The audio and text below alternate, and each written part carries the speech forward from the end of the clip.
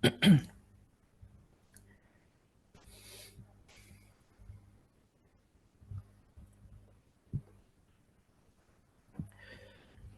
kita mulai teman-teman. Assalamualaikum warahmatullahi wabarakatuh. Selamat malam semuanya. Waalaikumsalam warahmatullahi wabarakatuh, Pak. Waalaikumsalam, Pak. Malam. Malam, Pak. Waalaikumsalam. Malam, Pak. Ya, ketemu lagi Recording in di progress. kelas OOP 7 ya, malam hari ini mata kuliah Object Oriented Programming. Setelah minggu lalu kita pertemuan pertama mengenal secara umum ya, gambaran umum mengenai paradigma pemrograman. Sebelum kita bahas materi hari ini, mungkin saya ada beberapa pengumuman terlebih dahulu teman-teman ya, bahwa yang pertama jadwal untuk pertemuan selama Ramadan, terutama kelas profesional dan kelas Axel yang malam ya, itu dimulainya sekarang mulai jam 19 waktu Indonesia Barat ya, jam 7 malam. Untuk shift pertama jam 7 sampai jam 9, kemudian shift kedua itu dari jam 9 sampai jam 11 ya. Tapi waktu efektif sama seperti kelas di waktu normal, jadi kurang lebih 1,5 jam. Jadi nanti setengah jamnya atau mungkin beberapa menit di akhir atau di awal kita akan coba real use case ya. Real use case kita coba tes teman-teman, entah itu kuis mandiri atau kuis berkelompok atau yang lain. Gitu barangkali ya. Itu yang pertama. Yang kedua kemudian terkait dengan beberapa waktu lalu saya dihubungi Pak Andika ya, kalau tidak salah Prodi Computer Science, Kaprodinya Pak Andika, kalau tidak salah ya teman-teman. Jadi rencana akan diselenggarakan refreshment class. Jadi ada kelas satu hari, satu pertemuan ya, 2 jam tepatnya refreshment class ini. Saya kurang tahu ya pesertanya siapa aja, tapi mungkin khusus bagi teman-teman yang intake-nya di bulan Maret, jadi belum ambil semester 1 atau belum ambil mata kuliah di dasar-dasar pemrograman ya, dasar-dasar pemrograman C++ di semester 1 kemarin. Nah, refreshment kelasnya sendiri itu nanti paling membahas technical C++ basic secara umum, sama mungkin ada Q&A, tanya jawab teknis ya, tanya jawab teknis. Barangkali ada teman-teman yang terutama masuknya intake di bulan Maret, itu ada kendala, atau mungkin ada yang belum paham karena baru masuk kemudian langsung belajar OOP kan mungkin kaget juga ya. Nah, itu kelasnya rencananya akan diselenggarakan, tunggu saya cek dulu ya. Kalau tidak salah hari Minggu ya, hari Minggu tanggal 16. Nah, jamnya kalau tidak salah jam 10 ya, jadi 2 jam. Hari Minggu tanggal 16 Maret jam 10 waktu Indonesia Barat, summary tentang dasar pemrograman C++ terutama sebagai dasar untuk mata kuliah kali ini, Object Oriented Programming. Begitu. Mungkin teman-teman yang udah dapat undangan bisa join ya. Saya kurang tahu ya apakah undangan atau pengumuman buat publik, saya kurang tahu. Mungkin kalau ada teman-teman yang sudah diinfokan dari akademik, nah boleh silakan nanti join, terutama yang intake-nya bulan Maret belum dapat dasar pemrograman C++ ya. Begitu ya barangkali. Kemudian terkait presensi tadi di awal sudah saya share ya, nanti di akhir saya share lagi QR code-nya. Bagi yang ada kendala seperti biasa boleh email aja lintang@cakrawala.ac.id. Kalau izin ada agenda misalnya, kalau bisa H-1 sudah teman-teman kabarkan ya via email, nama, NIM, dan mungkin alasannya apa. Sama kalau sakit mungkin bisa mendadak, berhalangan karena sakit boleh juga via email ya. Jadi saya bisa absensi, bisa isi presensinya secara manual ya di dashboardnya, di si akadnya. Begitu barangkali ada pertanyaan sebelumnya sebelum kita lanjut, terutama buat teman-teman yang intake Maret. Nah jadi nanti hari Minggu ya jam 10 pagi, linknya mungkin sudah ada di invitation-nya. Nah sebelum kita lanjut barangkali ada pertanyaan, silahkan teman-teman. Aman semuanya? Aman, Pak. Aman, Pak. Aman ya? Oke, baik. Kita akan mulai untuk pertemuan malam hari ini. Kita akan mulai belajar detail ya, masuk ke dalam Object Oriented Programming. Setelah minggu lalu kita belajar mengenai secara gambaran umum paradigma pemrograman. Intinya adalah sudut pandang, cara kita memandang suatu permasalahan dalam IT, dalam software engineering. di mana dari cara sudut pandang kita itu kita mendapatkan mendapatkan ide bagaimana cara merumuskan solusi atas suatu permasalahan yang ada. Kemudian implementasinya dalam bahasa pemrograman. Nah, ada banyak ya, kemarin sudah kita bahas, ada banyak paradigma pemrograman, ada banyak bahasa pemrograman, dan kita sudah coba juga beberapa implementasi dari sudut pandang pemrograman, paradigma pemrograman yang populer. Mulai dari kemarin ada imperative programming, kemudian declarative programming, ada juga functional programming, procedural programming, dan object oriented programming yang mulai hari ini akan kita bahas ke depannya ya. Dan prakteknya masih sama, masih menggunakan bahasa pemrograman C++. Begitu. Oke, slide untuk materi sudah saya share di Adlink ya. Teman-teman bisa akses materi yang dari saya ataupun dari Pak Hedi. Intinya fokus utama yang jadi acuan adalah dari Pak Hedi Pamungkas sebagai dosen koordinatornya ya. Nah, saya cuma menambahkan beberapa informasi yang mungkin perlu saya sampaikan ke teman-teman. Baik, kita akan mulai. Pertama kita akan berkenalan terlebih dahulu dengan Object Oriented Programming, di mana Object Oriented Programming ini adalah salah satu paradigma pemrograman yang sesuai namanya, yakni pemrograman dengan sudut pandang objek adalah sebagai aktor utamanya. Nah, nanti kita bahas ya, objek yang dimaksud itu apa sih.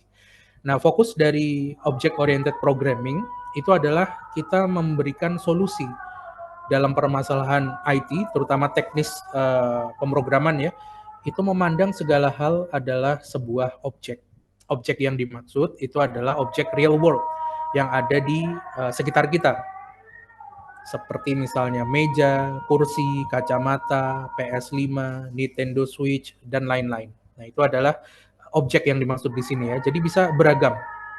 Dan objek ini dalam implementasinya merupakan abstraksi dari objek yang ada di real world, yang ada di dunia nyata. Tentunya ketika kita membuat abstraksi dari sebuah objek di dunia nyata, tentu kita tidak bisa membuat abstraksi yang 100% akurat menunjukkan suatu objek. Kursi misalnya, teman-teman bisa lihat kursi, bisa pegang kursi, bisa duduk di atasnya, bisa mungkin mendengar suara kursi kalau kayunya kurang rapat misalnya, atau ketika ada orang yang duduk di situ kita bisa mendengar suaranya barangkali. Kita juga bisa mungkin mencium aromanya ya, ada baunya gitu barangkali kalau lama nggak dicuci atau habis dicuci misalnya, wanginya seperti apa. Nah, itu adalah bagaimana interaksi kita di dunia nyata terhadap kursi. Nah, tapi bagaimana kita membuat kursi itu sebuah objek di pemrograman, teknis coding kita, di sebuah script yang tentu tidak ada bentuknya ya. Bentuknya ya biner atau tekstual ya, tekstual biner. Nah, gimana caranya? Nah, itu adalah salah satu teknik. Gimana kita mengubah cara pandang segala sesuatu yang ada di real world itu bisa menjadi objek yang nantinya teman-teman manfaatkan di dalam pemrograman.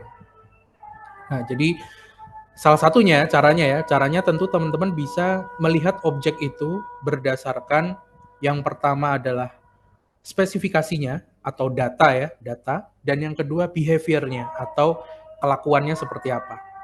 Nah, misal nih, ada objek kucing misalnya. Kucing itu kan juga objek ya di dunia nyata ya, makhluk hidup. Kita bisa definisikan kucing itu dia punya dua hal. Yang pertama adalah data atau spesifikasi, yang kedua adalah behavior atau kelakuannya apa. Dia bisa ngapain aja. Nah, yang pertama abstraksi dari sebuah kucing itu misalnya dia adalah makhluk hidup ya, mamalia. Kita bisa definisikan taksonominya dalam dunia biologi, dalam ilmu biologi. Kita bisa deklarasikan itu sebagai spesifikasi kucing. Kemudian secara kasat mata kita bisa lihat kucing itu kakinya 4, matanya 2 misalnya. Kemudian berbulu, ada coraknya barangkali. Nah, itu kita bisa masukkan ke dalam sebuah objek, datanya. Dan yang kedua behaviornya, kelakuannya, atau dalam bahasa teknis coding, functionnya. Dia bisa ngapain aja. Kucing itu bisa melakukan function apa saja. Misalnya dia bisa berlari. Kita definisikan tuh di objeknya. Dia bisa lari, dia bisa jalan, dia bisa makan misalnya. Atau dia bisa ngejar tikus misalnya. Dan lain-lain. Nah, itu adalah cara yang paling sederhana yang mungkin sejak paradigma ini muncul ya, atau bahkan sebelum muncul di konsep tentang objek, itu bagaimana cara abstraksi objek yang sederhana. Kurang lebih begitu ya. Jadi fokus dari object oriented programming adalah sebuah objek, di mana objek itu bisa kita definisikan dua hal. Yang pertama, data yang ada pada objek tersebut atau spesifikasinya ya. Kemudian yang kedua adalah behavior-nya, behavior dari objek tersebut. Nah, dalam teknis codingnya, data itu kita sebut nanti dalam objek ya, itu adalah sebagai property, atribut, atau field. Kemudian untuk behavior atau function-nya, itu kita definisikan dia sebagai method ya, atau prosedur. Nah, nanti kita bahas lebih lanjut tentang itu. Ini gambaran umumnya aja ya.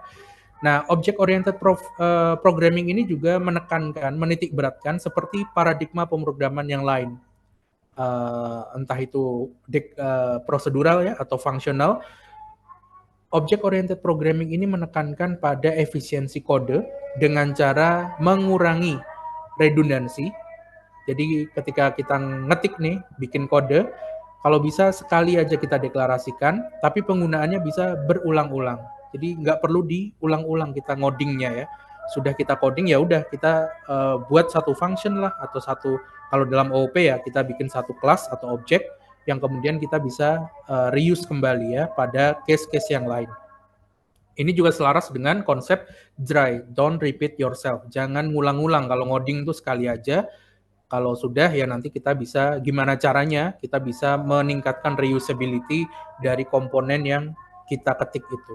Dan yang kedua, OOP ini juga membuat kode kita lebih tertata rapi, terstruktur ya, seperti yang minggu lalu sudah kita bahas, di mana dengan kode yang terstruktur, kita bisa maintain kodenya atau repositorinya itu dengan lebih bagus, lebih rapi. Kemudian ketika tracking bug itu lebih mudah ke tracknya, dan ketika ada fitur baru, penambahan fitur baru, kita juga bisa menambahkan di tempat yang semestinya, di tempat yang sudah tertata rapi. Nah, dengan object-oriented programming, ini nanti teman-teman bisa rasakan sendiri ya, walaupun di minggu lalu kita kasih contohnya itu cukup panjang ya kan, di slide saya itu kelihatannya cukup panjang, tapi kalau teman-teman sudah merubah mindset cara pandang, gimana cara menyelesaikan suatu persoalan dengan object-oriented programming, saya rasa itu nanti akan menjadi lebih mudah. Begitu ya. Nah, dengan kode yang rapi juga mempercepat proses development. Mempercepat development artinya deliverable-nya lebih cepat, user yang nanti akan memakai aplikasi kita juga terpuaskan, dan developernya terbayar tentunya ya, dibayar dengan semestinya. Project-nya memuaskan dan mungkin dia akan repeat order lagi ya, memberikan project kepada developer. Kurang lebih seperti itu. Nah, object-oriented programming ini sejarahnya panjang. Nah, mungkin kita lanjut intermezzo dikit ya tentang history. Sama seperti minggu lalu juga history paradigma pemrograman yang sudah ada sejak 78. Itu termnya atau istilahnya itu muncul di tahun 78 ketika Turing test ya, ketika Turing Award di tahun 78. Di situ ada satu speech tentang programming paradigm. Nah, OOP sendiri itu sebenarnya sudah ada cukup lama teman-teman. Dari tahun 50-an barangkali ya. Akhir 50-an sampai awal 60-an itu sudah ada terminologi tentang objek. Di akhir 50-an sampai 60-an awal itu ada 3 project ya yang terkenal sampai sekarang sebagai fondasi dari object-oriented programming di awal-awal kemunculannya atau implementasinya di bahasa pemrograman. Sekitar akhir tahun 50-an, 59, di MIT itu ada pengembangan di bahasa pemrograman Lisp ya, LISP, kalau teman-teman mungkin pernah dengar LISP di MIT, di mana di situ ada konsep yang namanya atom. Jadi ada komponen namanya atom, di mana atom itu isinya adalah beberapa properti data. Nah, ini mirip seperti objek, walaupun yang terkandung di dalamnya itu hanya aspek data saja atau spesifikasi data saja. Sementara objek yang kita kenal sekarang selain berisi data juga ada function ya atau method. Kalau dalam terminologi OOP itu kita sebut method. Nah, di tahun 59 ini selain ada pemrograman LISP tadi ya, Lisp, ada komponen Atom, masih di MIT juga ada pengembangan yang namanya Sketchpad. Sketchpad ini adalah tools ya, tools yang bisa dibilang adalah pionir untuk aplikasi komputer untuk melakukan desain 3D terutama ya. Seperti kalau sekarang mungkin teman-teman pernah dengar AutoCAD gitu ya, buat teman-teman arsitektur yang backgroundnya arsitektur mungkin akrab dengan AutoCAD dan aplikasi-aplikasi sejenisnya ya. Sketchpad ini juga muncul di tahun awal 60 lah, awal 60 di MIT juga. Dan dia menggunakan terminologi objek juga mirip karena memang aplikasinya adalah aplikasi untuk desain ya, untuk desain, apalagi desainnya itu untuk arsitektur ya. Kurang tahu waktu itu untuk apa ya, tapi dia dianggap sebagai pionir dari CAD ya, pionir untuk CAD, Computer Aided Design, desain yang dibantu oleh komputer. Nah, kurang lebih seperti itu. Selain Sketchpad dan juga Lisp di MIT, di tahun itu juga, di tahun 60-an ya, mungkin lebih terlambat menuju ke 70-an, tahun 68, masih di MIT juga. Di MIT dia mengembangkan salah satu versi dari bahasa pemrograman ALGOL. Bahasa pemrograman ALGOL. Nah, mungkin kalau teman-teman belajar sejarah, pernah dengar ada namanya ALGOL, COBOL ya, Fortran, nah itu bahasa pemrograman yang populer. Kalau sekarang mungkin seperti Python, JavaScript, Golang barangkali ya yang lagi populer-populernya. Nah, di tahun 68 di MIT juga dia mengembangkan salah satu versi dari bahasa pemrograman ALGOL di mana di dalamnya itu dia mengenalkan struktur data, ada nama struktur datanya itu Plexsys. Nah, nggak tahu kalau sekarang apakah Plexsys itu masih eksis apa enggak ya, saya kurang tahu atau mungkin berubah terminologinya jadi objek. Plexsys itu didefinisikan sebagai prosedur atau metode atau function di mana function itu adalah elemen dari sebuah objek. Nah, barangkali Plexsys ini yang sekarang disebut sebagai metode. Mungkin ya teman-teman bisa gali lagi lebih dalam karena saya pun belum pernah megang ALGOL apalagi versi yang tahun 68 ya. Nyarinya di mana juga kurang tahu ya. Mungkin teman-teman bisa coba cek di sana ada namanya struktur data Plexsys. Atau mungkin kalau teman-teman ambil di semester sekarang kalau nggak salah ada ya, ada kuliah struktur data sepertinya. Betul ya? Ada, Kak. Data. Iya, ada. Betul. Barangkali mungkin boleh ditanyakan juga Ada, tuh Plexsys atau mungkin masih ada nggak di materinya ya Plexsys. Nah, teman-teman bisa coba. Itu adalah beberapa tonggak pertama kemunculan object oriented programming, walaupun secara resmi belum pada bilang ini object oriented programming, belum ada terminologi object oriented programming, tapi konsepnya itu sudah ada sejak tahun 50-an 60-an. Nah, awal mula object oriented programming ini lebih dikenal lagi setelah 3 effort dari teman-teman MIT ya, penelitinya, entah itu mahasiswa atau dosen atau profesor computer science-nya yang di sana, di tahun yang berdekatan dengan pengembangan ALGOL, tahun 67-an, itu ada namanya Simula, bahasa pemrograman Simula, fungsinya sesuai namanya, yaitu untuk simulator, aplikasi simulator zaman dulu ya, zaman 70-an, di mana di Simula ini, di situ, pengembangannya itu terinspirasi dari pengembangan aplikasi-aplikasi object oriented yang sudah dideklarasikan oleh MIT yang tadi saya sebutkan ada 3 itu. Nah, Simula ini terinspirasi juga dari ketiga konsep objek yang dilahirkan ya, dalam tanda kutip dilahirkan di MIT. Baru kemudian di tahun 67, sekitar tahun 67 muncul ada nama bahasa pemrograman Smalltalk, di mana Smalltalk ini terinspirasi dari Simula dan 3 pengembangan dari MIT. Jadi ada Simula, terinspirasi dari 3 penemuan di MIT, terinspirasi dari desain objeknya ALGOL, kemudian Lisp, dan juga Sketchpad ya. Dari 3 ini kemudian menginspirasi Simula. Simula itu menginspirasi Smalltalk yang mulai dikembangkan tahun 69.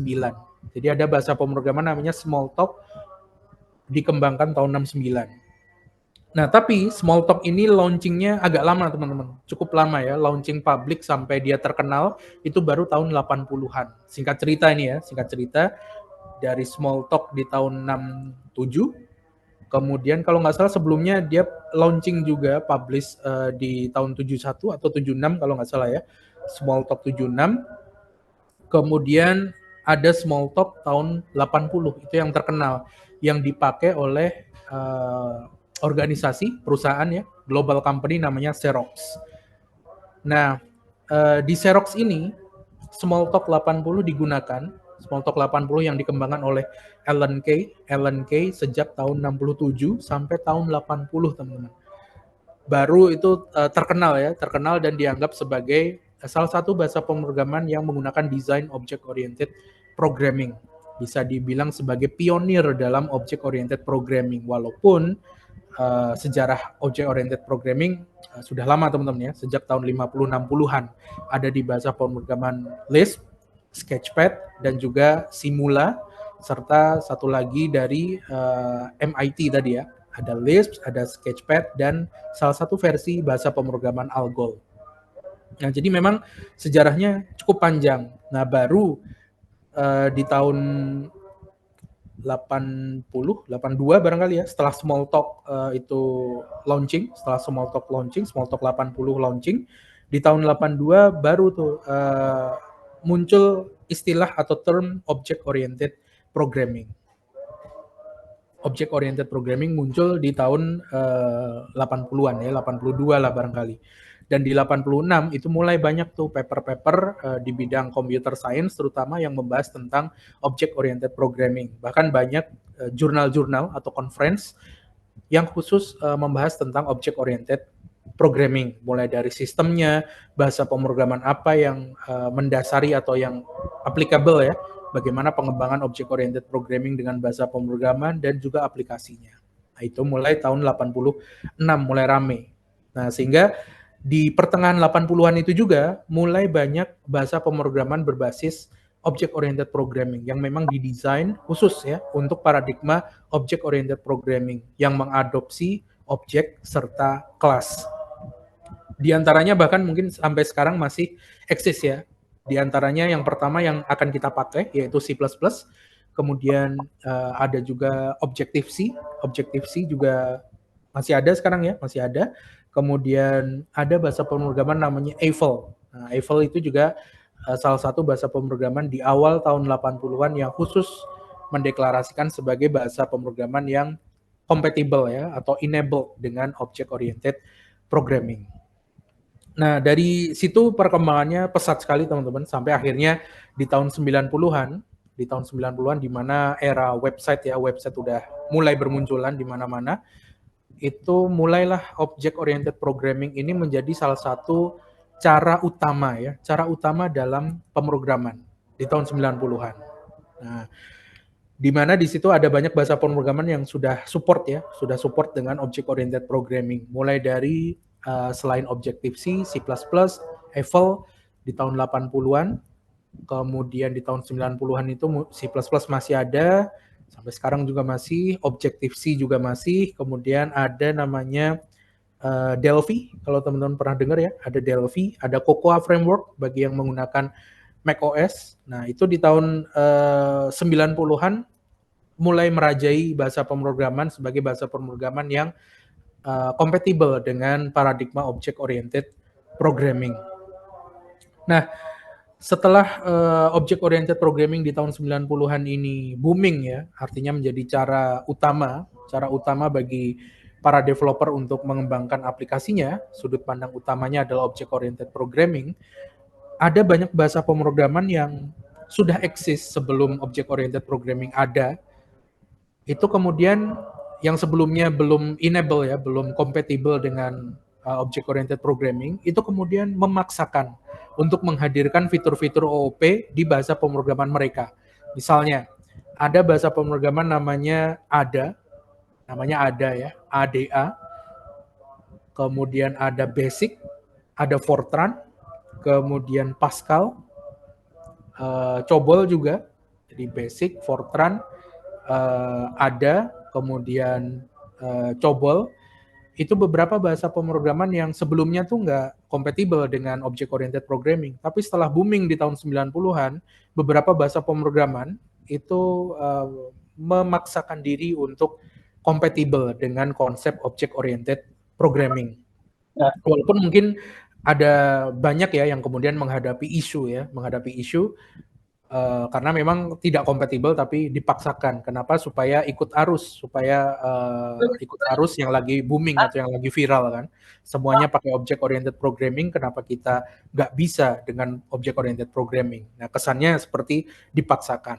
Kemudian masuk ke tahun 2000-an ya, era milenium, sudah ada banyak bahasa pemrograman yang kompatibel juga dengan object oriented programming, bahkan banyak bahasa pemrograman yang multiple paradigm, kompatibel dengan banyak paradigma pemrograman.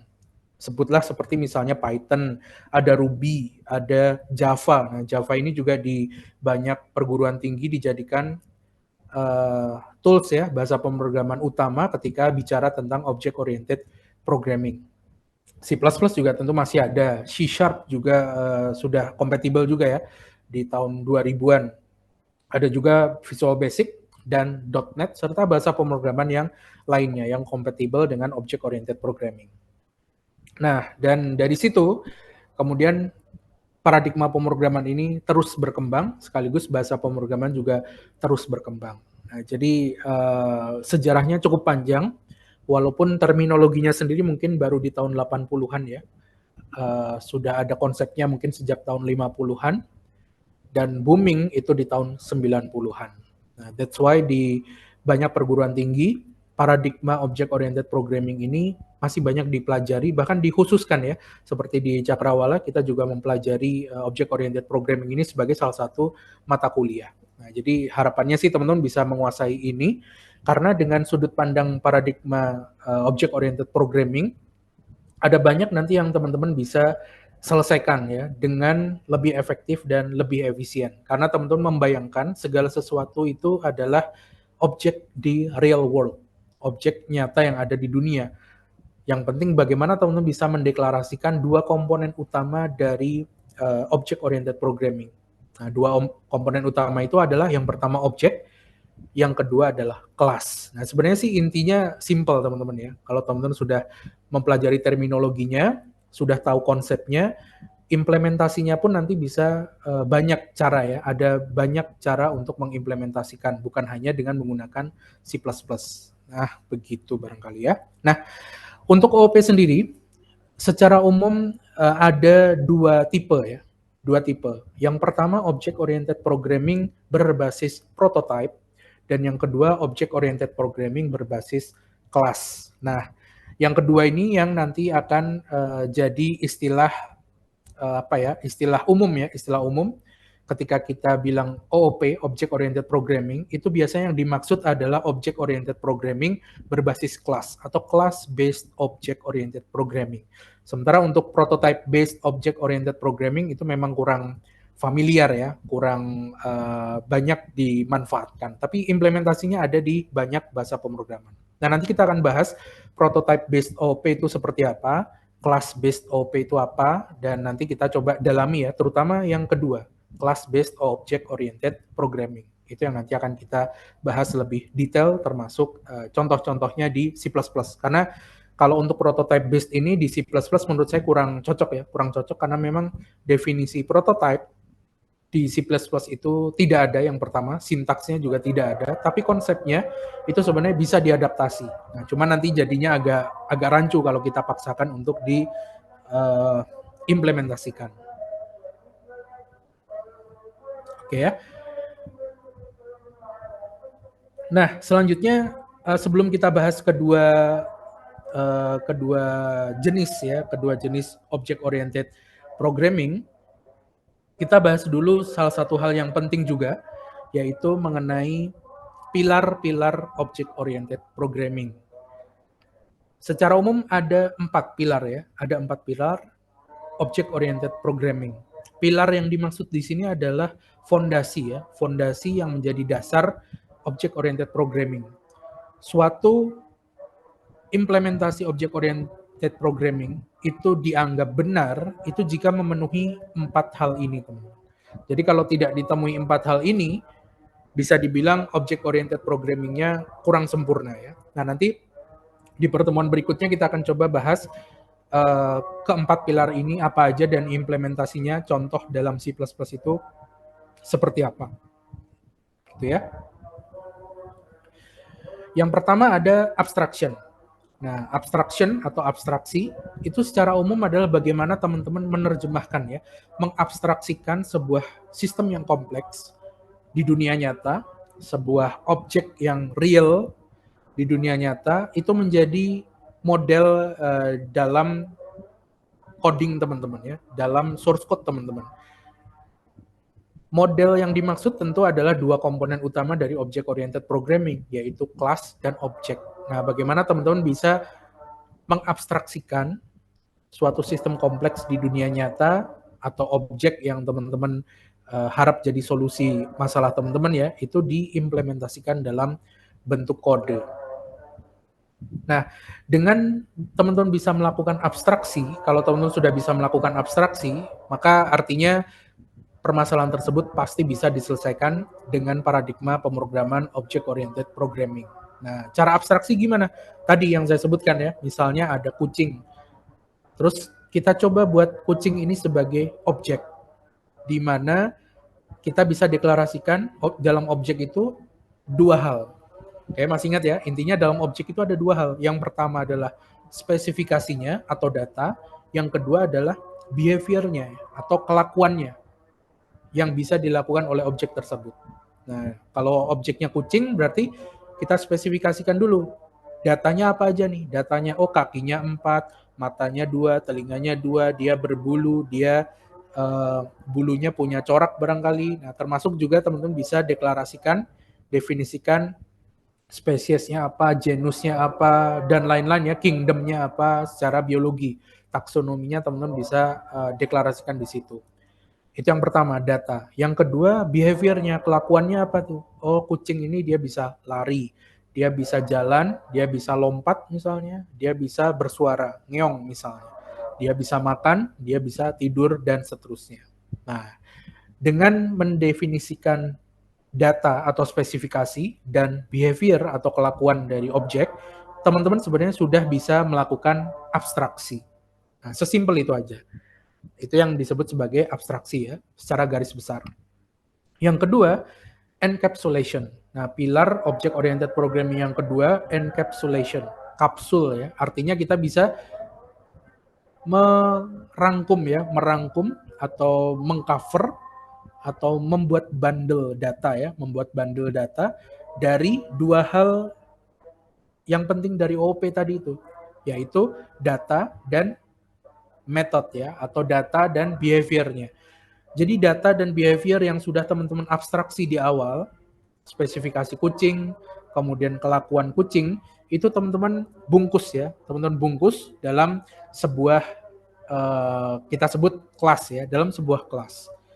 Di mana kelas ini nanti bisa kita pakai untuk sebagai cetakan dalam kita membuat objek-objek. Nah, nanti kita bahas lebih lanjut ya. Termasuk di dalam encapsulation.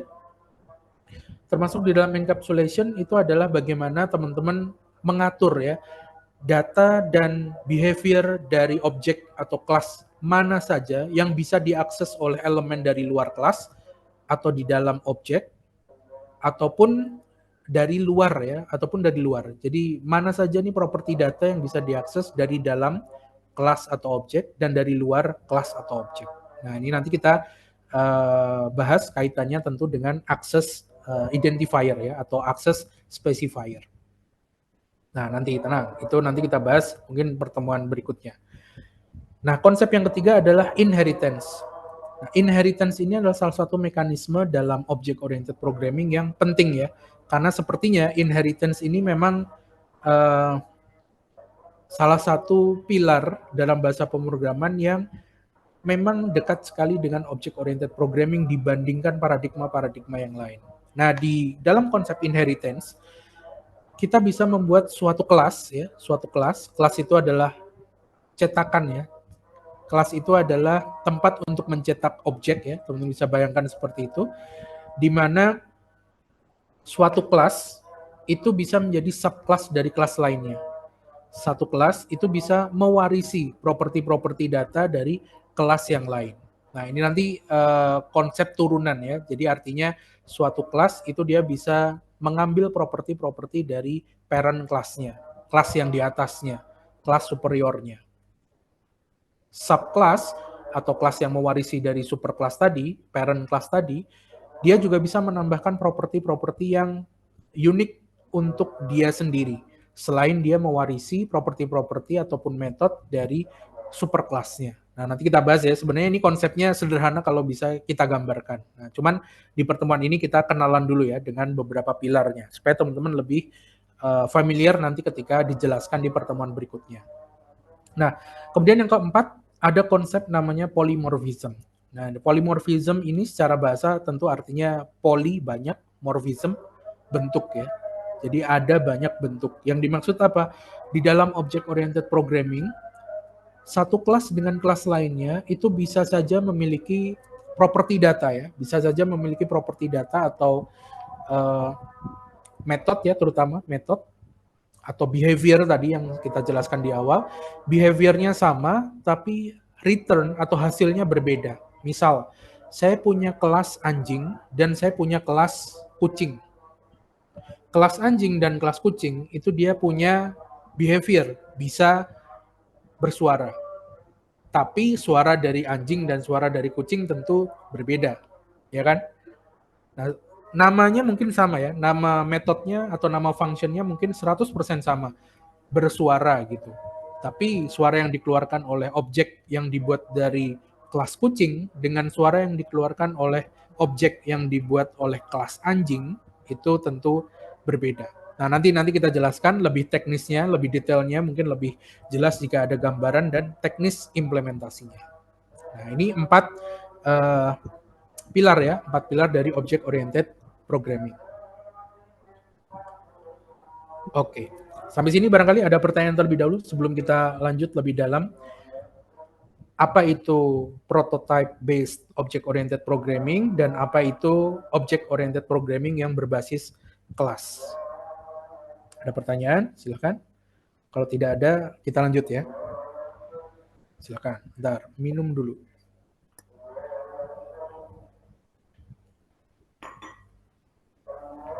Oke. Saya mau tanya Pak. Ya, silakan. Ini terkait mungkin terkait C++-nya sendiri ya Pak. Oh, Jadi oke. kan kalau misalkan apa namanya, apa sih Pak perhatian khusus nih Pak buat kan kita kan saya kan baru nih di C++. Ya. Kalau let's say kita ambil contoh di Python itu kan dia tuh penting di identasi ya Pak, identasi sama camel case gitu. Ya, Jadi kalau oke. di Python itu kalau identasinya salah itu dia pasti error itu kodenya. Ya, Nah betul. kalau di C++ sendiri tuh apa Pak yang menjadi concern kita gitu. Jadi kita nggak boleh kayak gini atau kayak identasinya atau semikolon atau seperti apa Pak? Oke. Concern teknis penulisan berarti ya? Betul Pak, betul. Ya, concern penulisan di C++. Ini mungkin, sorry, saya keluar dari slide dulu ya teman-teman ya. Keluar dari slide, mungkin saya praktekin langsung. Oh ya, di setiap kelas teman-teman, saya akan coba rangkum materi teman-teman ya. Nanti teman-teman bisa akses di GitLab. Nah, ini saya sudah sediakan GitLab-nya. Minggu lalu karena pertemuannya singkat, jadi saya belum sempat share ke teman-teman. Nah, untuk OOP7 berarti nanti masuknya ke sini. Nah, saya akan share recording, source code, dan juga materinya juga di GitLab selain di @link teman-teman ya. Nanti coba saya share linknya. Nah, ini di sini. Ini sudah ada yang sesi 1 kemarin ya. Nah, teman-teman juga bisa lihat kelas yang lain. Nah, barangkali secara umum materinya sama, cuman kalau ada beda-beda dikit mungkin ya karena ada pertanyaan yang masuk, karena ada pertanyaan yang dibahas secara teknis gitu ya. Nah, tapi teman-teman bisa masuk ke sini, OOP7. Saya share di chat ya barangkali ya. Oh ya, untuk yang absen manual, sorry, mungkin kalau di chat saya bisa terlewat ya. Tolong boleh apa namanya, email ya, kirim ke email lintang@cakrawala.ac.id yang absen manual ya. Kalau di chat takutnya saya nggak simpen ya. Dan by default kalau misalnya belum absen lewat QR code, nanti by default teman-teman saya anggap alpha ya. Nah, nanti silakan email aja ke lintang@cakrawala.ac.id dan kalau bisa sertakan buktinya. Bukti bahwa teman-teman memang hadir di kelas ya, entah screenshot atau yang lain ya, atau mungkin pengakuan dari teman barangkali ya. Ada buktinya, boleh dikirim ke sana. Oke ya. Nah, kalau saya sih sebenarnya nggak ambil pusing masalah presensi ya. Nah, teman karena ini administratif, better teman-teman ikuti. Termasuk nanti feedback di akhir kelas yang akan di-share oleh fasilitator. Nah, malam hari ini fasilitatornya Mas Yasin kalau nggak salah. Baik, kembali ke pertanyaan tadi. Ini reponya nanti saya akan update di sini, termasuk ini kalau ada video recording. Recording mungkin saya akan ambil karena saya pegang 3 kelas, jadi mungkin yang saya record cuma salah satu kelasnya ya. Nah, ini yang sesi pertama itu recording yang kelas kalau nggak salah Sabtu. Nah, itu cukup panjang tapi sepertinya ada sedikit error dalam renderingnya ya teman-teman ya. Nah, ini nanti di video berikutnya saya coba perbaiki. Oke, sekarang saya kembali ke materinya, ini kelas OOP 7 ya. OOP 7 bener ya teman-teman ya. Sorry, saya buka dulu berarti OOP 7. Nah, apa yang penting dari teknik penulisan C++ ini? Sebenarnya ya banyak yang penting ya. Kalau di Python, misal nih, saya buat satu folder dulu deh. Satu folder, sesi 2 kita bahas tentang Object Oriented Programming. Nah, kalau di Python, misalnya apa hal yang penting nih? Misalnya test.py. Saya gedein dikit. Oke, coba udah terinstall Python-nya belum? Py. Oh, ada ya. Coba Python. Ada, sama 313. Oke, nice. Nah, kalau di Python memang betul ya. Misalnya saya punya function hello gitu kan. Nah, kemudian function hello. Kemudian saya kasih tab nih. Nah, di sini saya tulis print hello. Kita save, coba kita jalankan. cd s tab 2, kemudian test.py. Ini intermezzo dulu teman-teman ya. Oh, nggak keluar nih. Karena fungsinya belum dipanggil. Nah, saya panggil dulu. Hello. Save. Dan kita running. Nah, keluar nih. Hello ya. Keluar di bawah. Nah, tab ini memang penting di Python. Coba kalau saya nggak pakai tab ya. Nggak pakai indentasi. Kalau saya running, nah teman-teman bisa lihat error. Ini salah satu constraint ya dalam bahasa pemrograman Python. Sementara di C++ sebenarnya ada beberapa hal. Kalau C++ kita pernah bahas juga, coba nih. Test.cpp. Nah, di C++ kita nggak bisa langsung coba. Kalau di C++ print itu kita bisa pakai cout ya. Cout, kemudian kita coba hello seperti ini, string. Nah, ini aja nanti langsung error. Nah, coba. Kenapa error? Beda dengan di Python. Di Python kita bisa langsung print gini aja udah keluar ya. Langsung aja nih print hello. Kita save, kita running. Nah, teman-teman bisa lihat nih, hello yang pertama itu datang dari perintah ini. Pakai print hello langsung keluar. Nah, sementara di C++ kita tidak bisa langsung eksekusi kode di Python, di JavaScript, di Golang, atau bahasa pemrograman modern lainnya ya. Kenapa? Yang pertama, constraint-nya adalah pada library. Nah, kita harus memasukkan beberapa library penting ya yang ada di C++. Misalnya, nah ini yang biasanya kita pakai ya. Nah, ini bisa dibilang mandatory.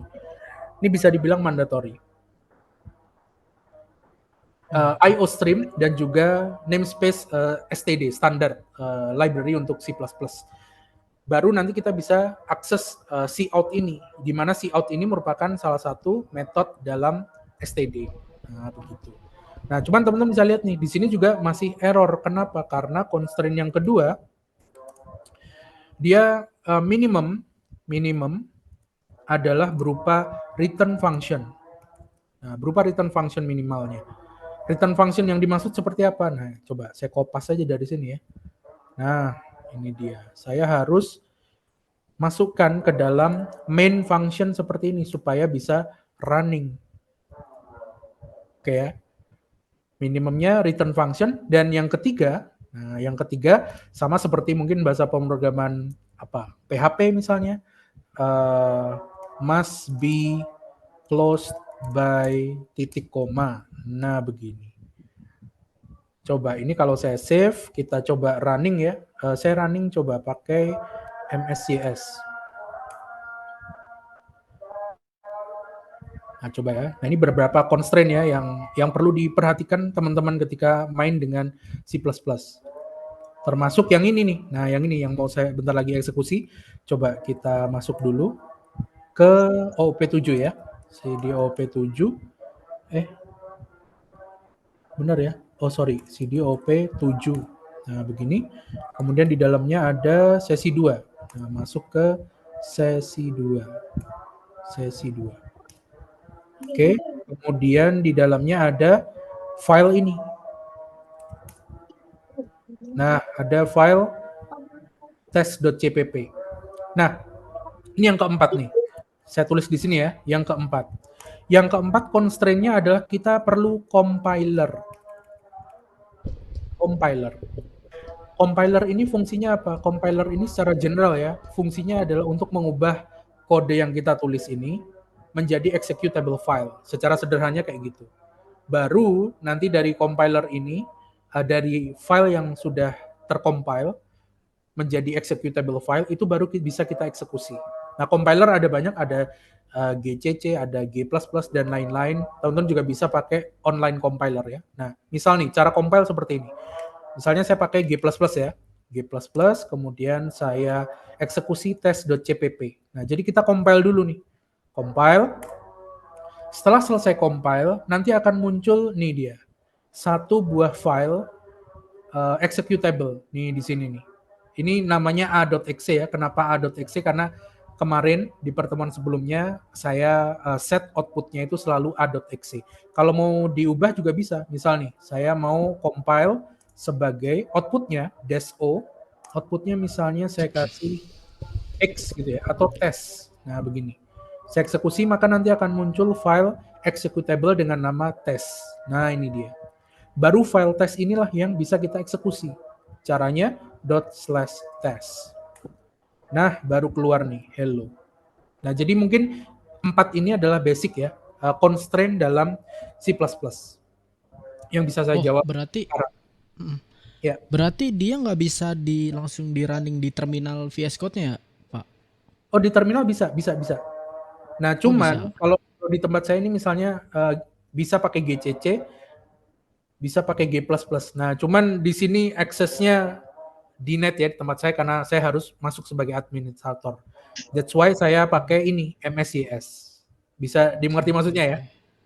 Iya. Jadi kalau sudah terinstall dan bisa diakses oleh VS Code, harusnya sih no problem, bisa juga jalan. Begitu? Sama kalau misalkan kita mau deklarasi nih Pak, ini kan hello ini kan berarti integer ya. Ini depannya emang harus pakai int ini ya. Berarti kalau misalkan nanti apa? Hello mana? Hello ini string yang, harusnya. Iya. Oh iya. Ini int maksudnya apa Pak? Int main ini. Int main ini artinya saya punya function namanya main. Di mana main itu nanti returnnya adalah int, integer. Jadi mestinya kode yang betul adalah saya kasih return angka, misalnya 10 atau 0, bebas. Yang penting angka. Kalau di Python itu semacam ini returnnya ya. Jadi misalnya di function hello ini return 10. Nah seperti ini. int itu mendeskripsikan returnnya itu nanti apa. Oke? Oke, Pak. Termasuk kalau deklarasi variabel ya. Kalau deklarasi variabel ya kalau integer ya integer X sama dengan 12 misalnya. Kayak gitu. Kalau returnnya harus angka Pak? Apa Oh enggak. huruf? Huruf Ini boleh, ini Pak. Bisa huruf. ini pernah dibahas di basic pemrograman ya. Tentu returnnya itu sesuai dengan apa yang dideskripsikan di awal function ini. Tipenya apa? Kalau dia string ya Kalau- berarti nanti dia bisa Oke, kalimat oke. ya, kalimat pakai tanda kutip gitu, berupa alfabetik bisa juga. Bisa, tergantung dari ini di Oh, berarti depannya. tergantung awalnya. Oke. Iya betul. Kalau teman-teman mau bikin function yang dynamic, bebas, bisa pakai void. Nah, void main namanya dirubah ya, jangan main karena main udah dipakai. Misalnya test, nah void. Kalau void ini nanti bebas mau apapun, simpelnya ya, simpelnya mau apapun oke. Kalau berarti Gitu. kalau float juga float ya Pak ditulisnya. Kalau Ya, misalkan ya. Tipe data lengkapnya tentang C++ ada banyak. Ada double mungkin ya lebih tepatnya ya, double. Ada Oh. integer, ada string, ada boolean. Ada banyak. Begitu. Oke? Aman? Oke, Pak. Aman. Aman ya. Ini yang semester berapa? Yang intake di bulan Maret ya? Maret, Pak. Ya. Oke. No problem. Nanti berarti hari Minggu kita ketemu ya? Iya, Pak. Siap. Nah, kalau bisa coba dipelajari dulu. Jadi nanti ketika hari Minggu mungkin saya lebih menjelaskan teknis yang ada problem ya, bukan teknis yang sederhana, tapi teknis yang kok ini instalasinya susah atau kok ini ada problem gitu, crash misalnya. Nah itu mungkin lebih enak seperti itu nanti waktu hari Minggu. Begitu? Oke, Pak. Ada lagi? Atau saya lanjut? Pak, Iya, hari boleh Minggu silakan. atau Sabtu? Minggu ya, jam 10 iya. tadi. Iya, betul. Tentang OOP. Oke, makasih Pak. Ya, tentang basic C++ ya. Baik, kalau tidak ada saya lanjut teman-teman. Karena waktunya semakin tipis juga ternyata 2 jam ya. Itu pakai Nah. Zoom kan Pak ya? Gimana? Sorry? Pakai Zoom kan Pak ya, refreshment ya, sesuai dengan instruksi. Betul. Pakai Zoom, ada linknya. Udah dapat invitation-nya belum? Ada sih. Udah. Ada ya? Ya. Baik, kita lanjut teman-teman ya. Nah, salah satu object oriented programming pendekatan object oriented programming yang populer adalah prototype based object oriented programming. Nah, dalam paradigma prototype based object oriented programming ini nggak ada istilah kelas. Jadi elemen yang terpenting adalah objek saja. Cukup objek atau disebut juga prototype atau parent ya. Nah, sebuah prototype atau objek itu adalah model bagi objek yang lain.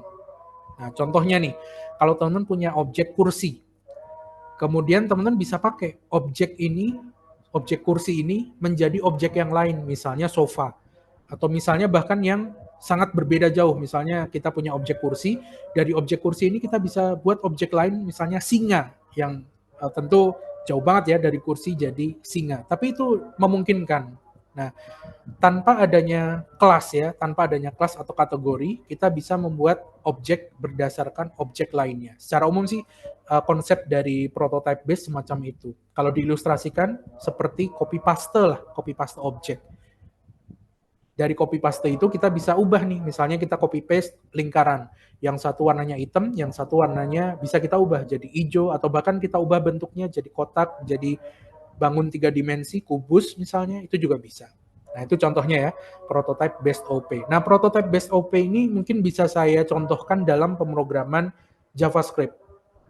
Nah coba ya, kita coba saya buat satu file test.js JavaScript.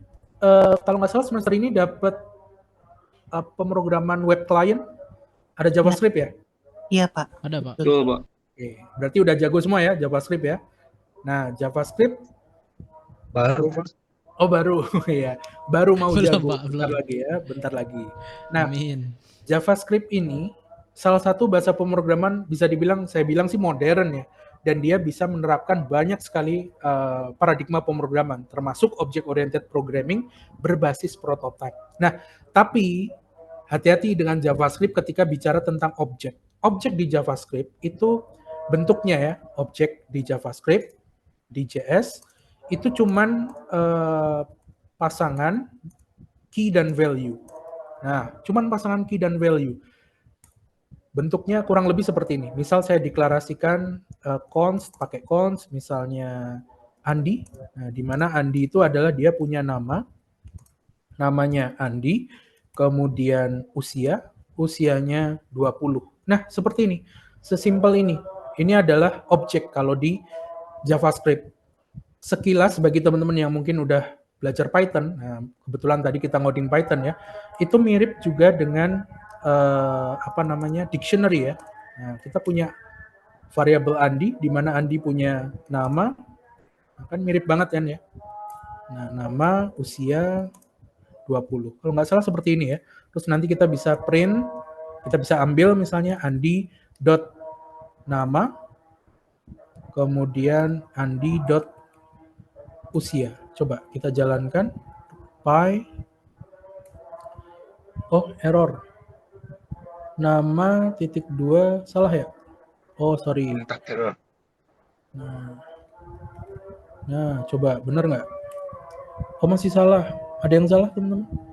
Dictionary di Python gimana caranya? Atribut, nama. Ada yang ingat barangkali?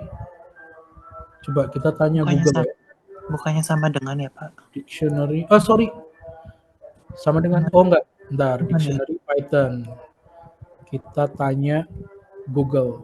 Well, sintaks juga nggak perlu teman-teman. Oh, ini betul ya? Bener nih, sama. Kenapa? Oh, di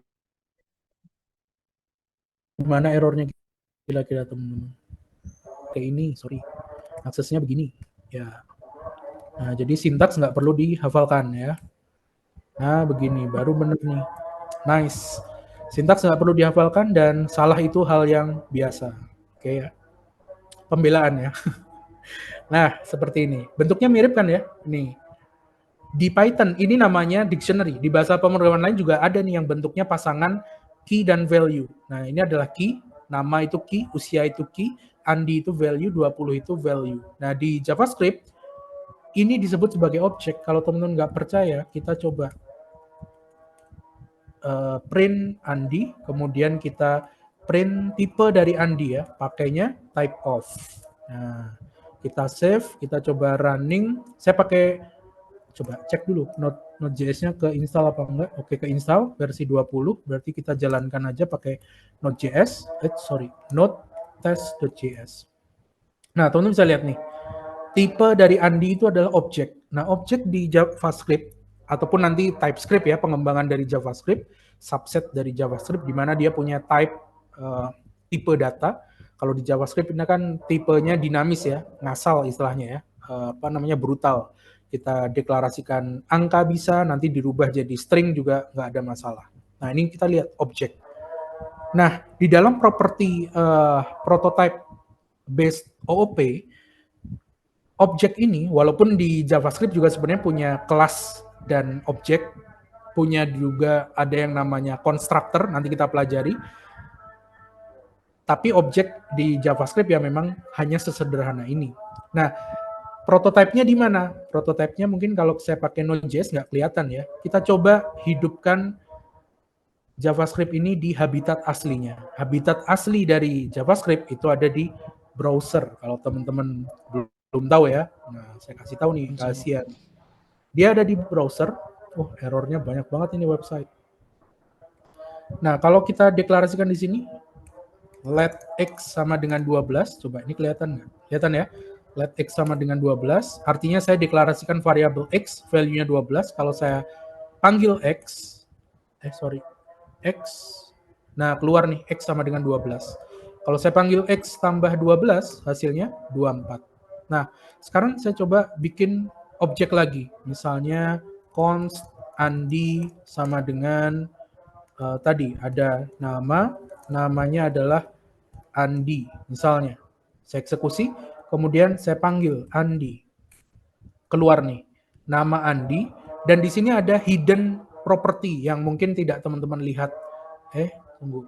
Kayaknya saya perlu ganti website ya, biar nggak keluar error nih. Coba saya pilih ini, dan teman-teman lihat di sini. Nih, saya klik, keluar nih ada namanya prototype object. Ini yang disebut sebagai prototype ya, singkatnya ya. Nah, dengan prototype itu kalau teman-teman tahu, misalnya nih, kalau saya declare sekarang ada Budi, const Budi, di mana dia Budi itu punya usia titik 2, 20 misalnya. Oke, jadi Andi itu adalah punya properti nama, sementara Budi dia punya properti usia. Sekarang saya eksekusi Andi dot underscore underscore proto, Andi dot underscore underscore proto sama dengan Budi. Nah, inilah yang disebut tadi clone ya, atau copy paste. Jadi saya akan coba mengcopy properti-properti dari objek Budi, di mana Budi tadi isinya hanya usia ya, usia 20, untuk masuk ke dalam prototype si Andi. Kalau saya eksekusi, kita lihat Andi, saya panggil, kita coba lihat datanya di bagian proto. Nah, teman-teman lihat nih, ketika prototype kita klik, langsung keluar usia 20. Artinya si Andi sekarang punya properti nama dan dia punya properti usia. Mana tadi? Nah, begitu.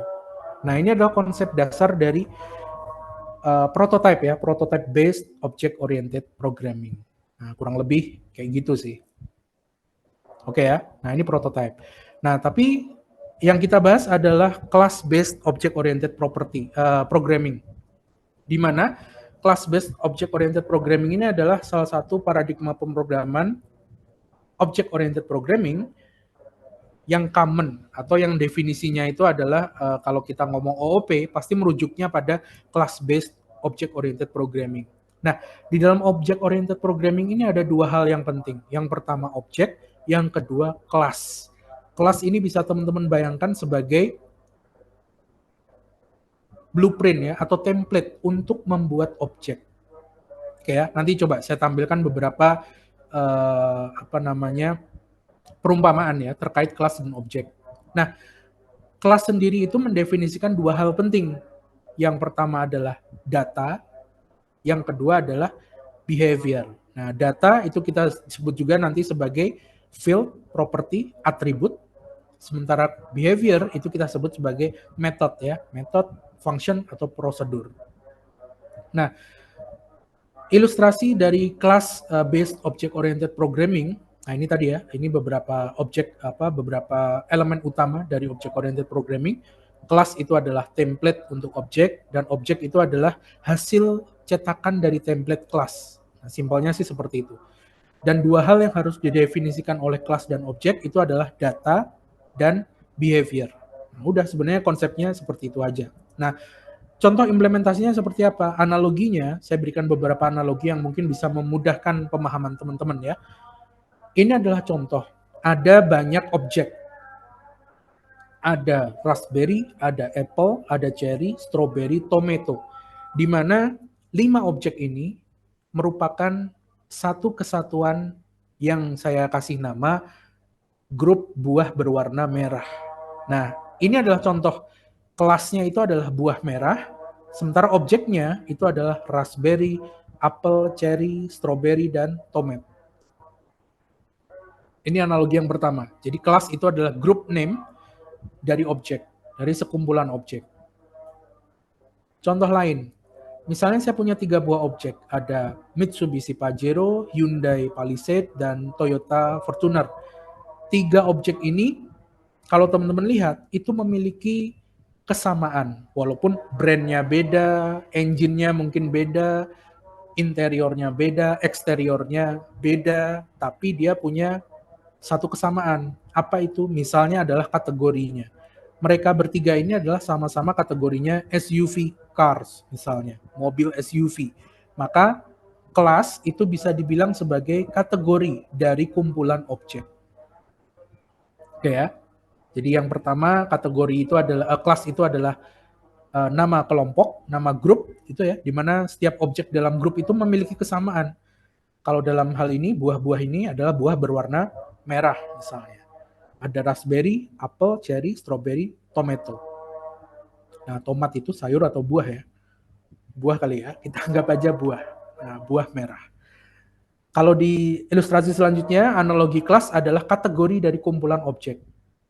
Ada Pajero, ada Palisade, ada Fortuner, itu kategorinya adalah di kelas yang sama, mobil kelas yang sama. Kelas kan, nah, kelasnya apa nih? Oh, ini mobil kelas SUV. Nah, simpelnya begitu. Atau yang lebih simpel, teman-teman bisa bayangkan kelas dan objek itu seperti ini.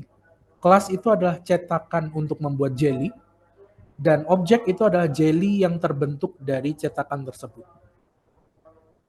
Nah, jadi kelas itu adalah blueprint atau template ya untuk membuat objek. Nah, ini mungkin analogi yang paling sederhana dan paling mendekati definisi yang banyak dilakukan oleh computer science researcher untuk menjelaskan tentang kelas dan objek. Jadi kelas itu adalah cetakan jelly, kemudian jelly-jelly yang terbentuk dari cetakan jelly itu kita sebut sebagai objeknya. Sampai sini paham teman-teman? Gak ada masalah ya? Paham, Pak. Oke, Pak. Sesimpel itu.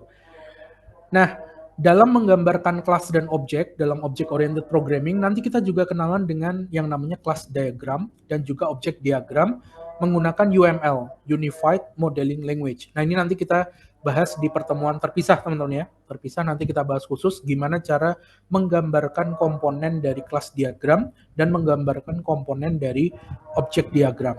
Nah, secara umum, kelas diagram ini adalah diagram yang menggambarkan mengenai hubungan antar kelas. Kalau kelasnya lebih satu ya, kalau kelasnya cuma satu ya berarti menggambarkan elemen sebuah kelas. Nah, ini contohnya saya sajikan di situ satu buah kelas, di mana kelas ini adalah kelas mobil, car.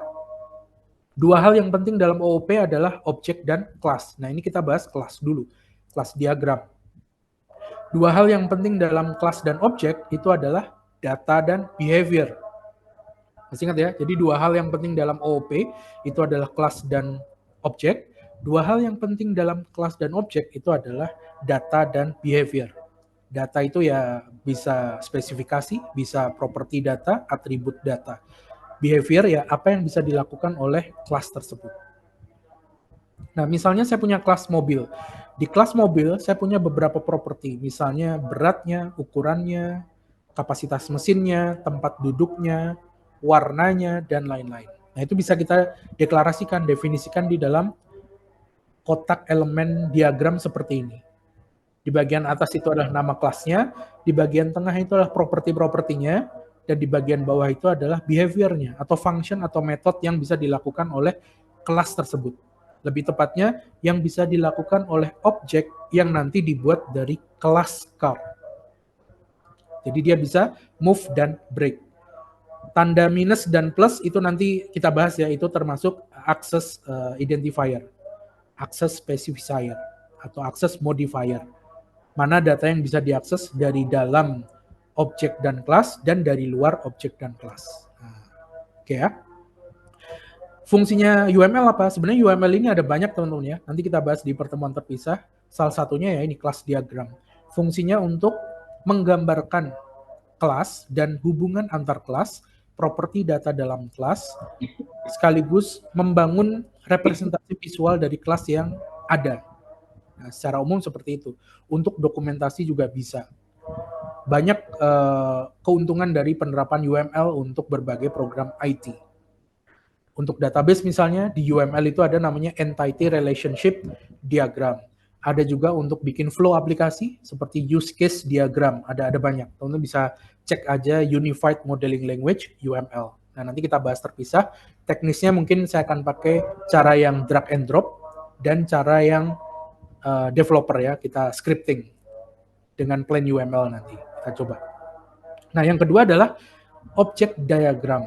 Nah, object diagram ini adalah objek yang dibuat dari kelas. Jadi, kalau kita punya kelas car dengan properti size, weight, engine, dan seat, kemudian ada beberapa properti metode ya, bisa move dan bisa brake, bisa ngegas, bisa rem. Kita bisa membuat objek dari kelas car. Contohnya, objeknya adalah misalnya Avanza. Nah, maka di situ saya tulis nama objeknya Avanza, _, nama kelasnya Avanza Car. Artinya, objek Avanza ini dibuat dari kelas car. Kelas car yang mana? Yang tadi kita deskripsikan di slide sebelumnya. Nah, kemudian kita deklarasikan tuh size-nya berapa, beratnya berapa, engine-nya berapa, seat-nya berapa. Nah, UML object diagram secara umum fungsinya sama juga dengan UML class diagram ya. Fungsinya ya untuk menampilkan secara visual contoh nyata implementasi pembuatan objek dari kelas. Nah, secara umum kayak gitu.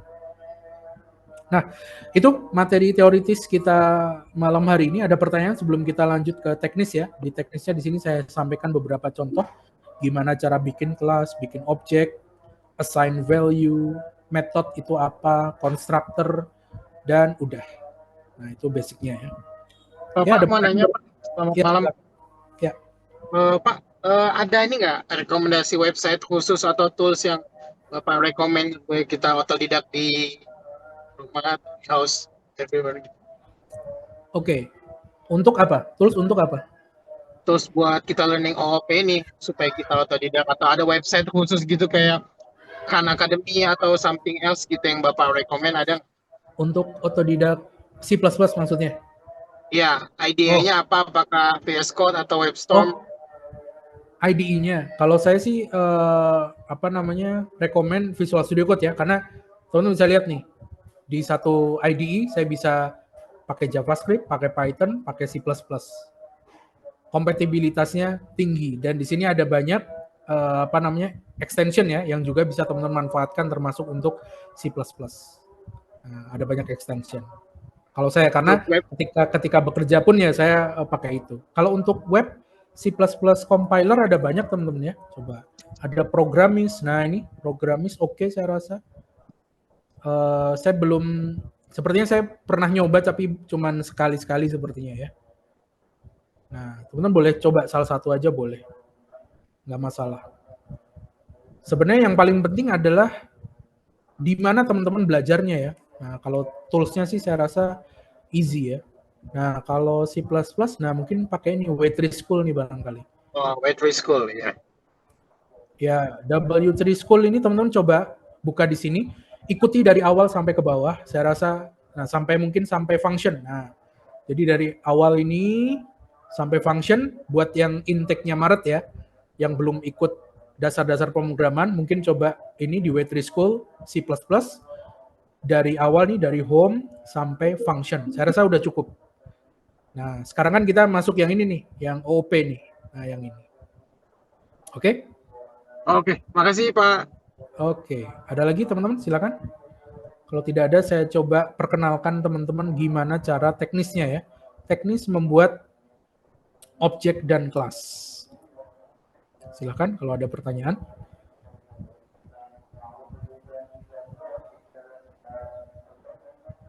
Gak ada ya? Oke, kalau nggak ada saya lanjut teman-teman. Kita akan coba bikin kelas dan objek itu kayak apa sih implementasinya kalau di C++ ya, di C++. Nah, seperti biasa, kalau saya ngoding gini atau ketika kelas, better saya harap sih teman-teman dengerin aja atau ikutin aja lihat aja di Zoom-nya screenshot saya ya. Jadi nanti kodenya ini juga saya share ke teman-teman lewat GitLab tadi ya. Nanti saya update ke GitLab. Jadi teman-teman bisa copy paste langsung pakai di tempat teman-teman nanti setelah kelas. Kalau mau ikut bareng ngoding juga boleh juga, tapi takutnya ada penjelasan saya yang teman-teman miss gitu ya. Nah, begitu. Oke, kita coba cara buat kelas sesimpel ini. Nah, saya buat berarti filenya mulai dari 1 ya. 1 kita kenalan dulu dengan kelas dan object.cpp.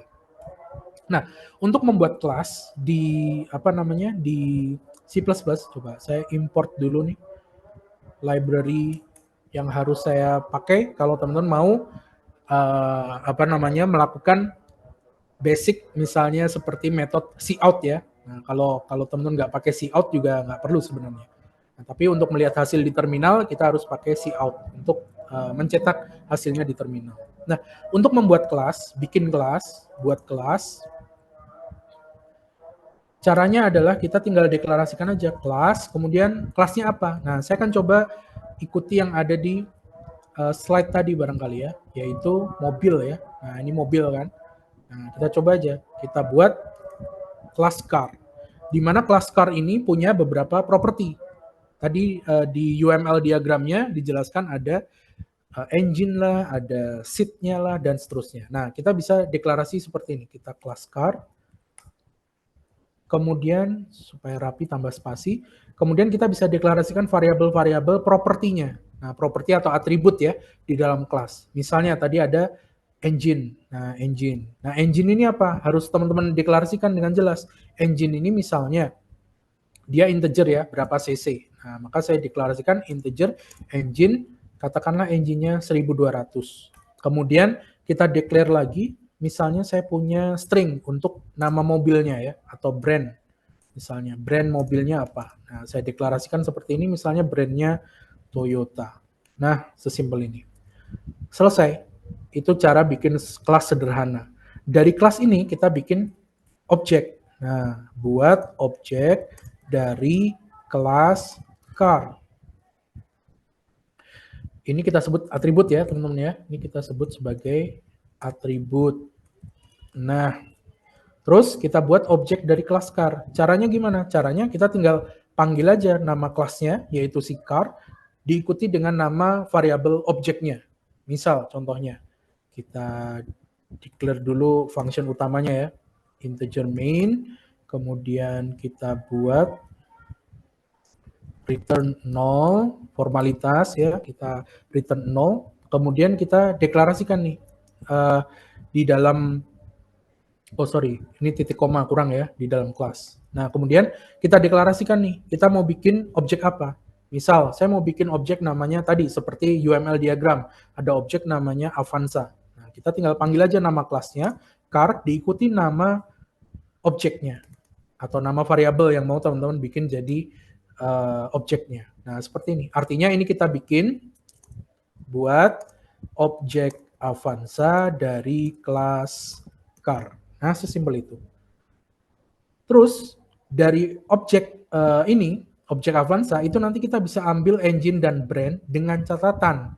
Engine dan brand ini punya akses modifier public. Bisa diakses dari luar kelas ataupun dari dalam kelas. Saya kasih contoh maksudnya. Coba ya, kita cout, kemudian saya mau print Avanza dia punya properti apa nih? Engine. Nah, kemudian saya kasih endline ya, endline, biar rapi aja. Kita print brand.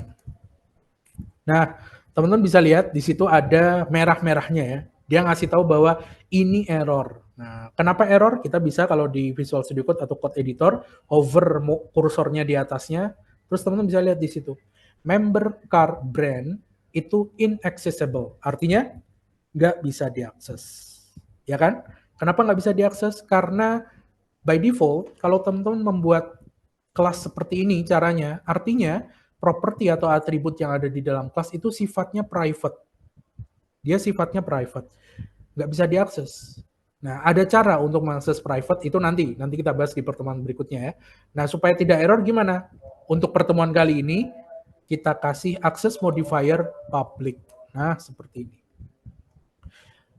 Access modifier public, nih saya kasih catatan di sini ya. Ini namanya access specifier atau modifier juga boleh. Specifier atau identifier juga boleh. Ya. Nah, access identifier. By default, aksesnya itu kalau teman-teman nggak deklarasikan, itu private. Private artinya nggak bisa diakses. Nah, sekarang teman-teman lihat, setelah saya kasih access modifier public, engine jadi tidak error. Ya kan ya? Dan ini bisa dieksekusi. Coba, saya pakai MSYS. Kita eksekusi, apa tadi namanya? G++, 1, tab, ya. Coba, bisa nggak? Oke, kemudian saya kasih outputnya misalnya X gitu, kemudian kita eksekusi X. Kita lihat nih, Avanza Engine dan Avanza Brand keluarnya apa. Nah, teman-teman bisa lihat nih, Avanza Engine 1200 dan Avanza Brand Toyota. Sesimpel itu, kita berhasil membuat sebuah kelas yang statis ya. Nah, ini saya sebut kelas statis. Kelas statik atau static class ya. Kenapa saya sebut static class? Karena ketika saya membuat objek dari kelas car ini, apapun objeknya, saya bikin Avanza, saya bikin Pajero, saya bikin truk tronton sekalipun, dia akan punya engine 1200 dan brandnya pasti Toyota. Percaya nggak? Percaya. Misalnya nih, saya buat apa nih? Truk tronton ya, truk tronton dari car. Kemudian kita deklarasikan sama. Nih, saya mau buat, saya mau lihat nih truk tronton yang saya buat dari kelas car itu engine-nya apa dan brand-nya apa. Kalau kita eksekusi, di-compile dan kemudian filenya dieksekusi, teman-teman bisa lihat nih. Avanza dan truk tronton punya engine dan brand yang sama. Kenapa? Karena dia dibuat dari kelas yang sama. Ingat, kelas adalah cetakan untuk membentuk objek.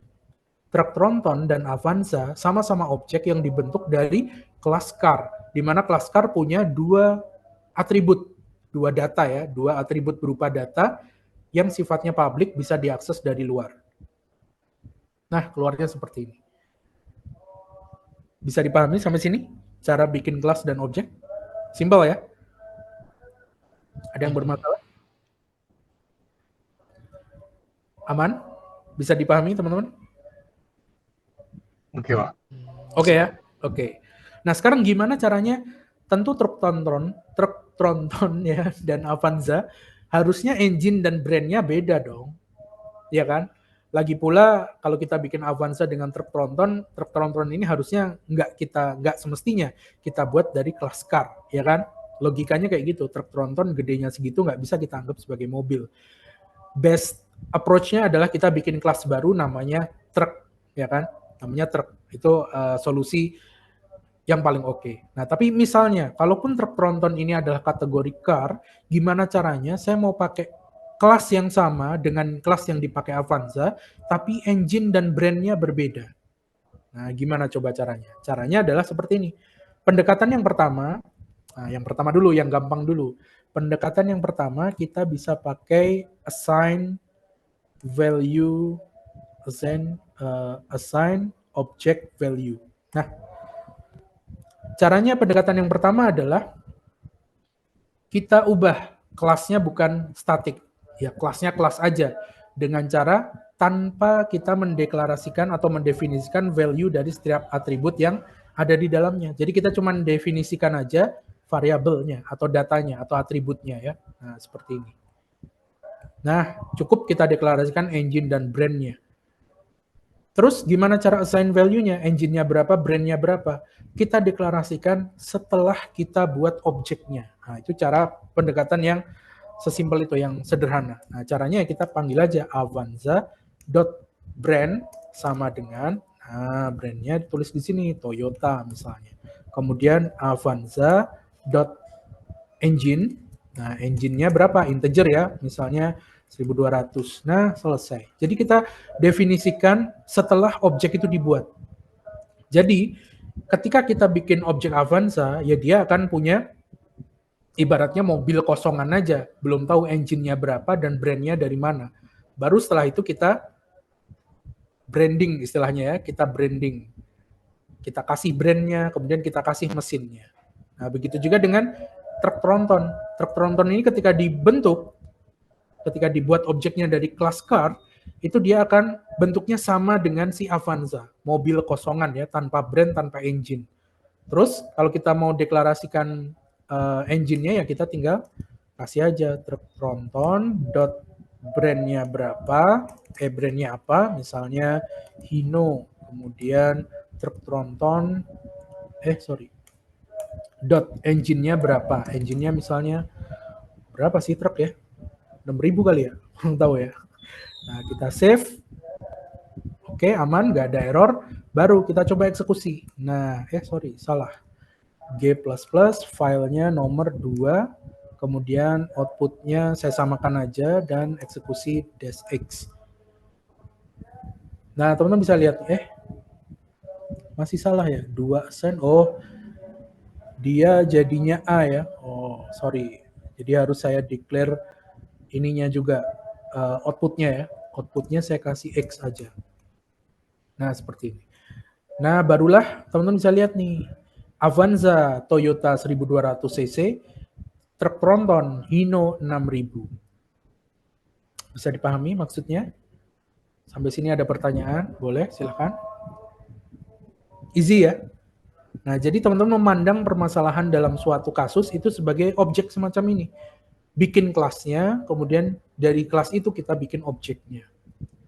Nah, begitu. Ada problem? No? Aman? Coba saya cek chatnya ya, barangkali ada yang bertanya. Pak, mau bertanya, Pak. Oke, silakan. Ya.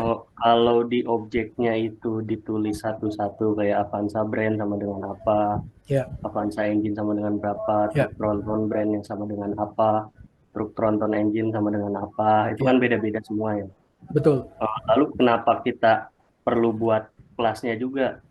Padahal kita kan udah menuliskannya aja satu-satu gitu beda-beda. Ya. Menuliskan satu-satu gimana maksudnya? Kita harus definisikan satu-satu begini. Ya kenapa kita nggak cukup tuliskan di INT main-nya aja, nggak perlu pakai class gitu. Soalnya kan kita nulisnya tetap satu-satu juga gitu. Oh ya, oke. Nah, kembali lagi, yang kita bahas sekarang kan paradigma object oriented programming ya.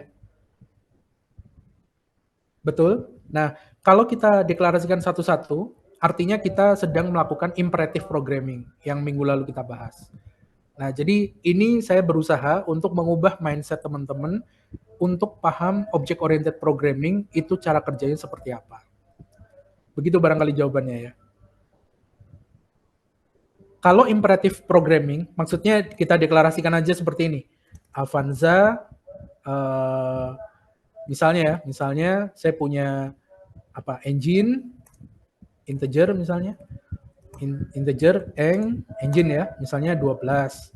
Kemudian string untuk brand misalnya BRN sama dengan X. Begini kan ya maksudnya? Ya, Pak. Nah, kalau cara seperti ini adalah pendekatan imperatif.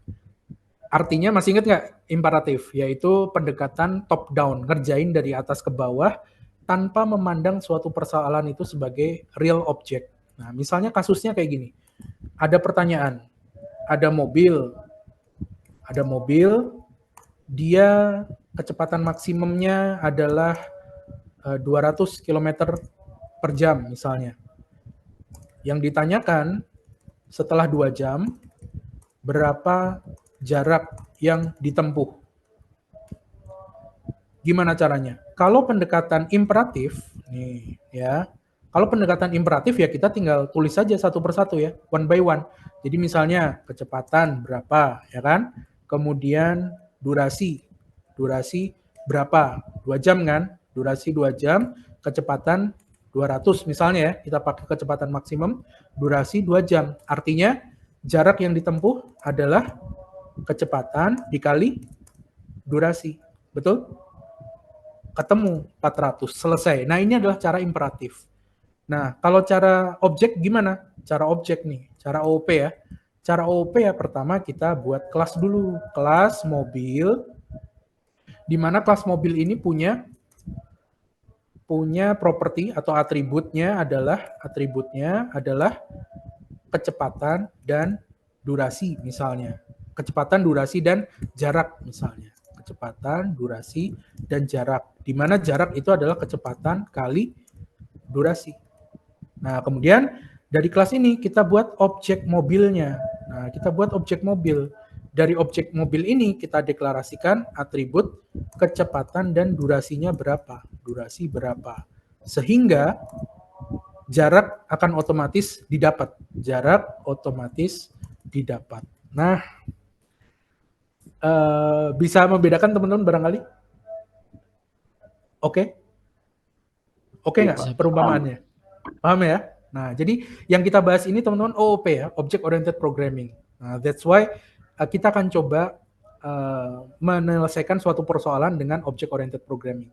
Nanti selama perkuliahan saya juga akan coba teman-teman untuk coba selesaikan dengan imperatif, terus coba selesaikan dengan pendekatan Object Oriented Programming. Nah, saya sudah sediakan soal sebenarnya ya, kalau cukup kita bahas. Oke, begitu? Lanjut ya, saya copy dulu nih. Satu lagi. Nomor 3, method. Nah, seperti yang sudah kita bahas tadi ya, bahwa dalam object oriented programming itu hal yang penting itu adalah kelas dan objek. Di mana kelas adalah cetakan untuk membuat objek adalah hasil cetakan dari kelas. Setuju ya? Nah, di dalam kelas dan objek yang paling penting ada dua hal. Yang pertama adalah data.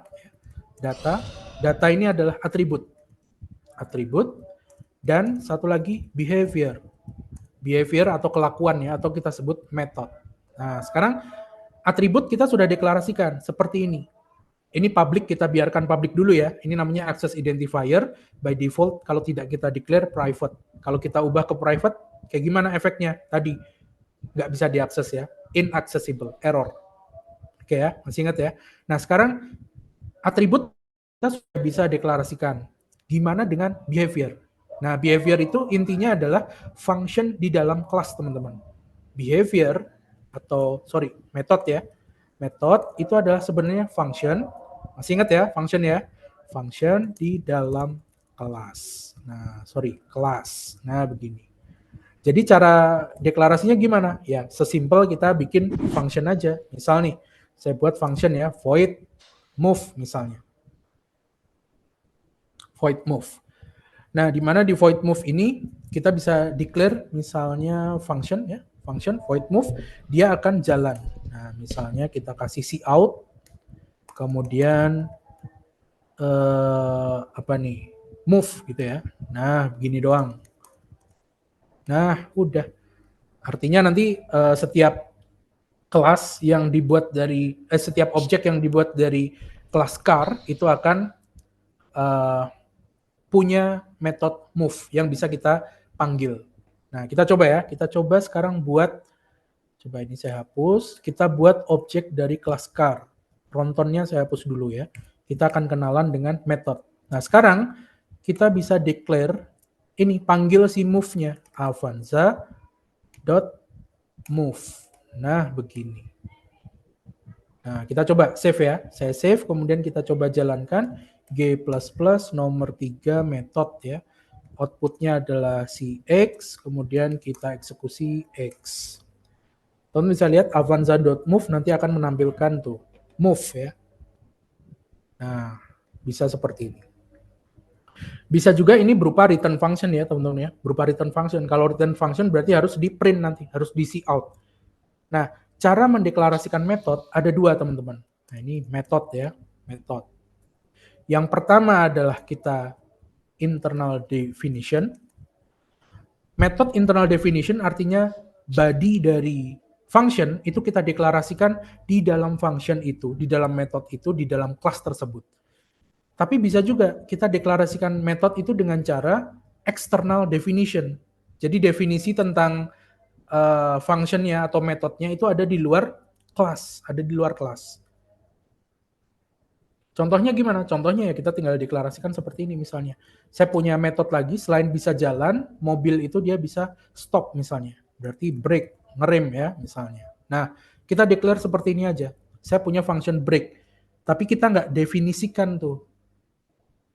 Metode brake ini ngapain? Nggak didefinisikan di dalam kelas. Tapi kita definisikan di luar. Nah, di sini kita bisa declare void brake, kemudian deklarasikan di sini nih, ngapain tuh? Misalnya cout brake gitu aja ya. Brake, nah dia bisa ngegas gini doang. Nah, ini yang disebut sebagai ini metode juga, tapi external definition. Definisi dari function ini, metode ini tuh ada di luar, ada di sini. Nah, sekarang coba kita panggil ya, avanza.break.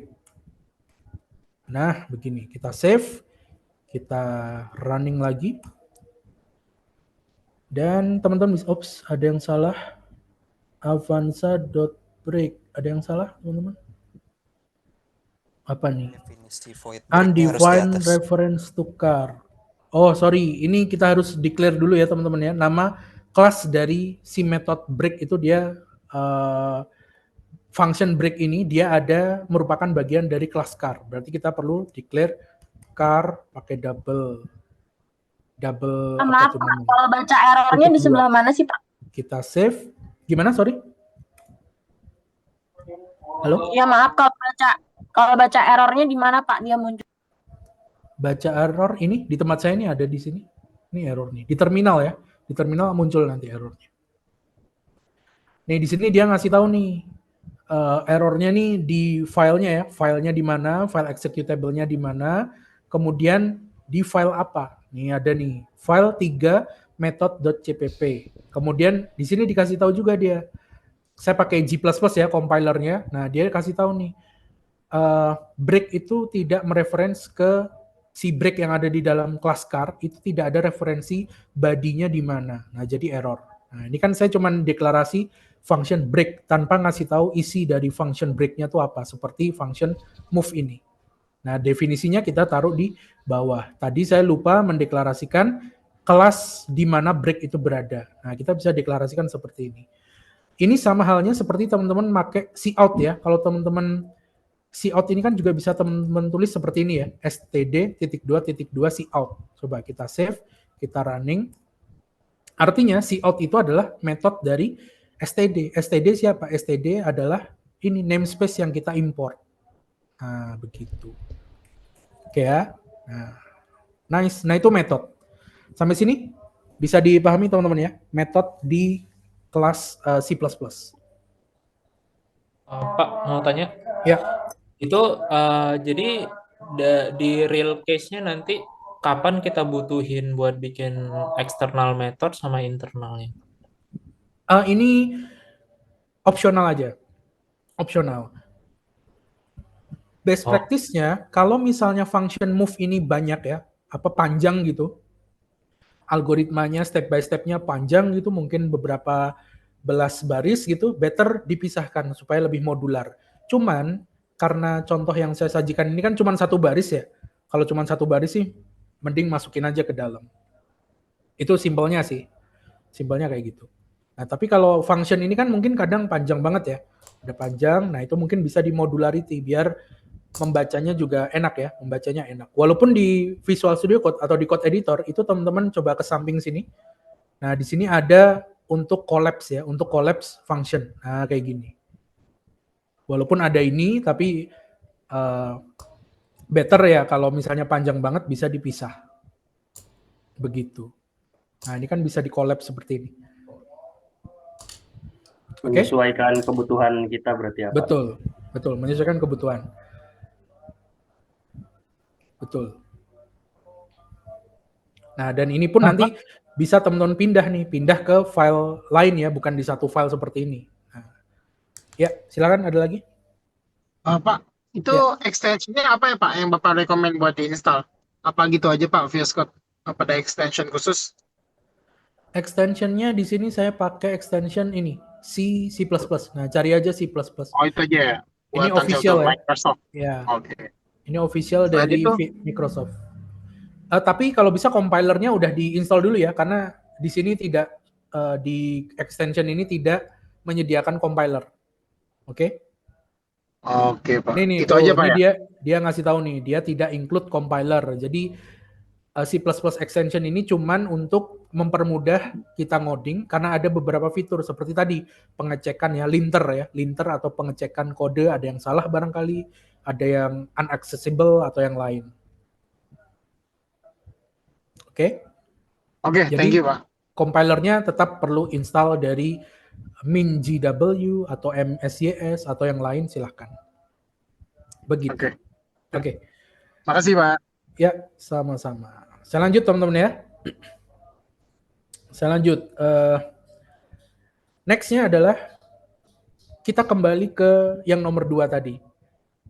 Ini kalau kita assign-nya seperti ini, jadi kita bikin objek dulu baru assign, kok kesannya ribet ya.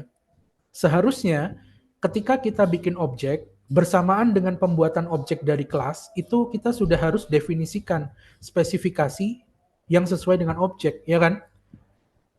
Kalau di dunia nyata, misalnya teman-teman bikin Avanza sama bikin truk tronton. Ketika Avanza dan truk tronton dibikin, bahannya pasti beda, ya kan? Spesifikasinya dari awal sudah beda. Kalau kita lihat kode yang tadi, file nomor 2, ini ketika objek Avanza dan objek truk tronton dibikin, itu barang yang sama, ya kan? Setelah barang jadi, baru kita modif dengan memberikan brand dan engine. Terdengar tidak masuk akal ya. Jadi kita bikin tronton sama bikin Avanza, dibikin bentuknya tuh sama barangnya, tapi kemudian kita setelah jadi baru kita modif. Nah ini kan nggak sesuai dengan real world ya. Nah ada cara sebenarnya untuk membuat dua buah objek yang berbeda dengan kelas yang sama, tapi tetap dinamis tanpa melakukan assignment manual seperti ini. Yaitu dengan menggunakan constructor namanya teman-teman.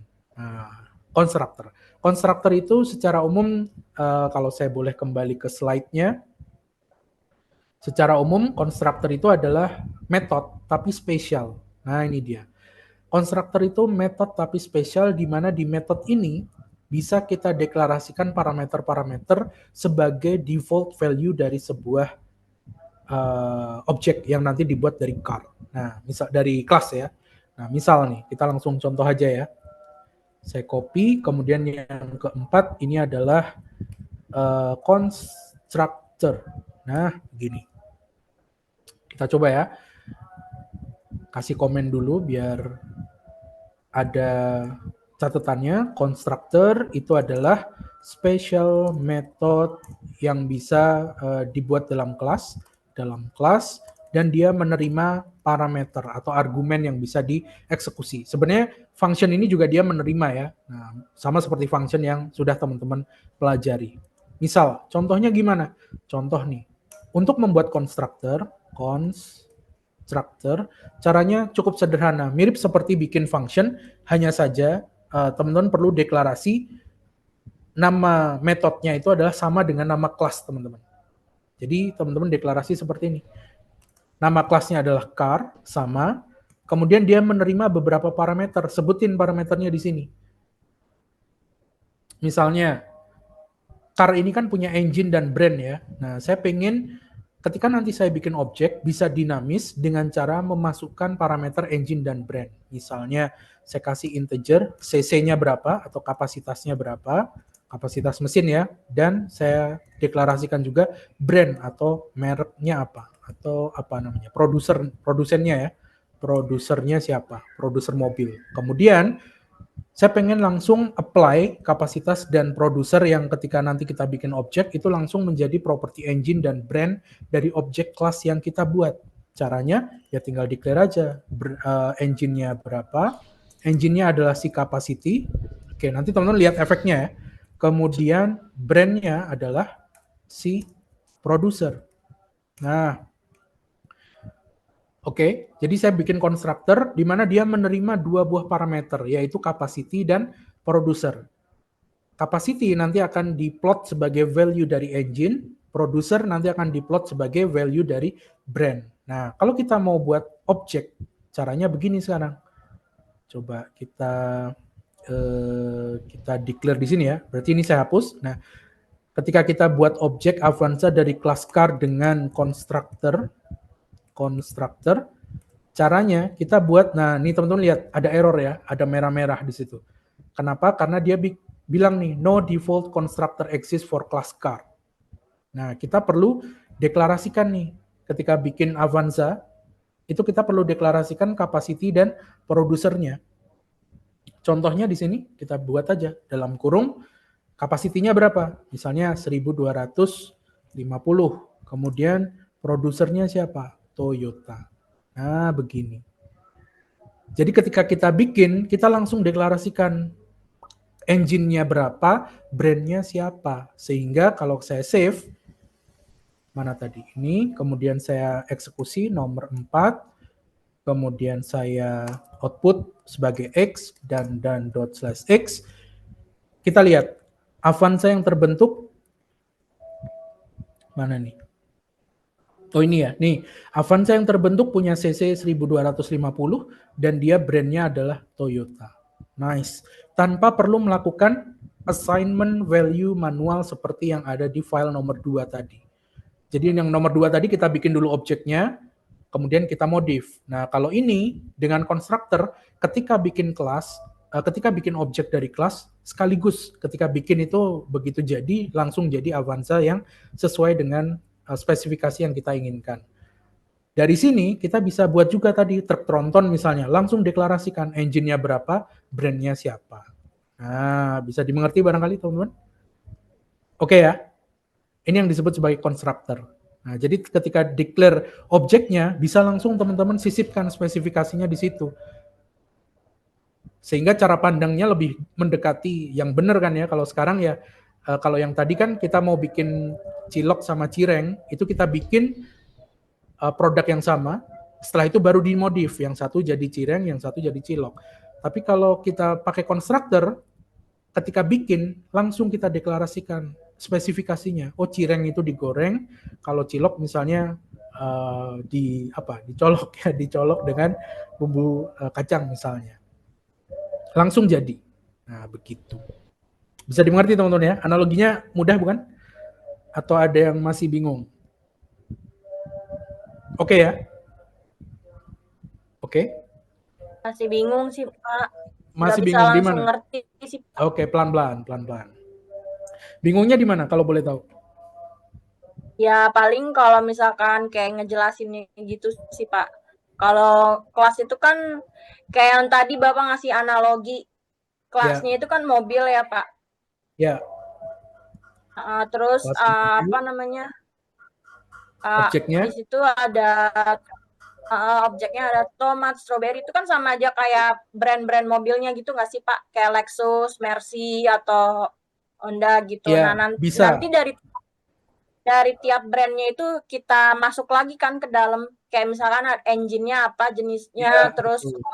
interiornya gimana. Nah, itu Betul. Pak yang kalau udah masuk ke situ-situ tuh mumet kayaknya, Pak, bayangannya. Pelan-pelan ya, pelan-pelan. Nanti juga bisa pelan-pelan. Minggu depan kita akan refresh ini lagi ya, Jadi saya harap teman-teman bisa ikut belajar bareng-bareng, pelan-pelan nanti semua juga ada tahapannya. Kalau Ibu barusan udah pernah ikut yang semester sebelumnya, dasar pemrograman? Iya sih Pak, tapi Oh, emang itu kan C++ ya Pak. Iya. Ya, tapi saya nggak terlalu jago sih Pak kalau C++. Oke. Nggak apa-apa, pelan-pelan. Tapi lulus ya semester kemarin? Iya Pak, karena kebaikan hati Pak Hedi, saya diluluskan. Kayaknya semester ini saya harus jahat ya. Jangan Pak. Tapi kalau C++ sama JavaScript itu lebih rumitan mana ya Pak? In my opinion, lebih rumit C++. Kalau menurut saya.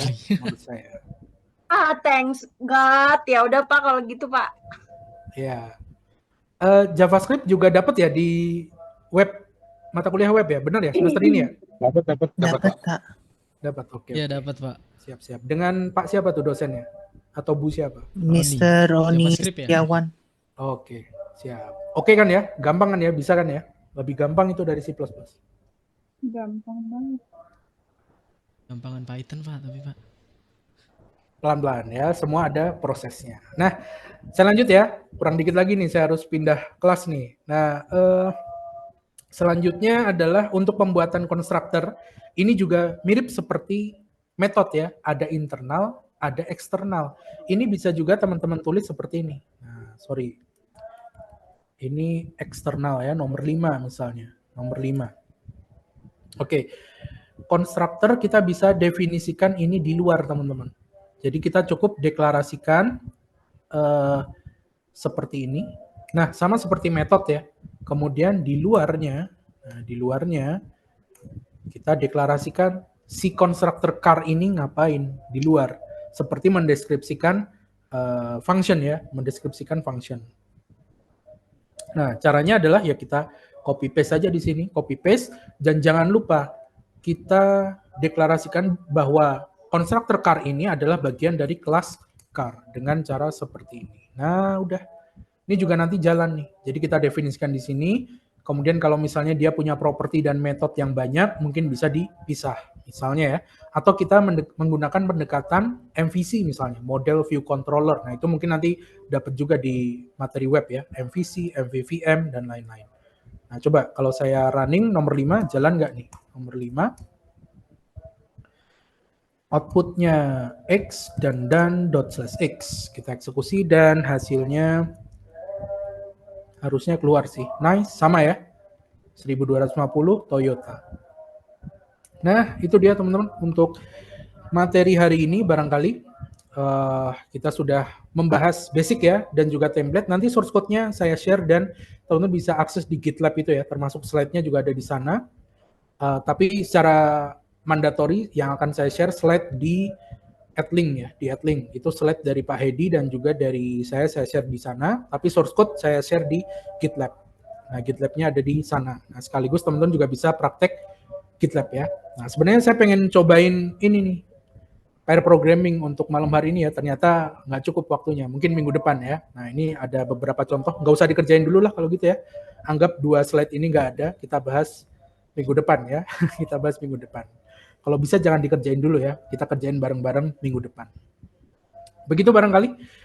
Sampai sini ada pertanyaan sebelum saya harus pindah ke kelas berikutnya. Mau tanya, kalau untuk yang absen manual itu emailnya kemana ya Pak? Ke lintang@cakrawala.ac.id. Lintang@cakrawala. Bapak, mau tanya dong. Di slide pertama ada. Ya, silakan. Hari Minggu jam 10 pagi ya, Pak? Betul. Betul. Oh, terima kasih, Pak. Begitu ya. Baik, kalau tidak ada pertanyaan, terima kasih teman-teman untuk malam hari ini. Minggu depan kita akan coba tadi ya 2 slide terakhir. Itu nggak usah dibaca dulu kalau bisa, jangan dikerjakan dulu, kita kerjain bareng minggu depan. Baik. Terima kasih. Kalau tidak ada pertanyaan, silakan di. Pak, maaf Pak. Ya. Kalau yang telat tadi masuknya absennya di mana Pak? Oh iya, Recording absennya. stopped. Absennya sekalian boleh di sini. Nah, silakan QR code-nya.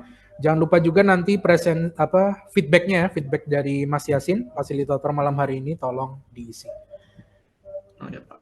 Oke, Ya, cukup. Pak. Kalau tidak ada pertanyaan, terima kasih untuk malam hari ini, teman-teman. Semoga bermanfaat. Sampai jumpa minggu depan. Saya tutup. Selamat malam. Assalamualaikum warahmatullahi wabarakatuh. Waalaikumsalam warahmatullahi wabarakatuh. Terima kasih Pak. Terima kasih, Pak. Terima kasih, Pak.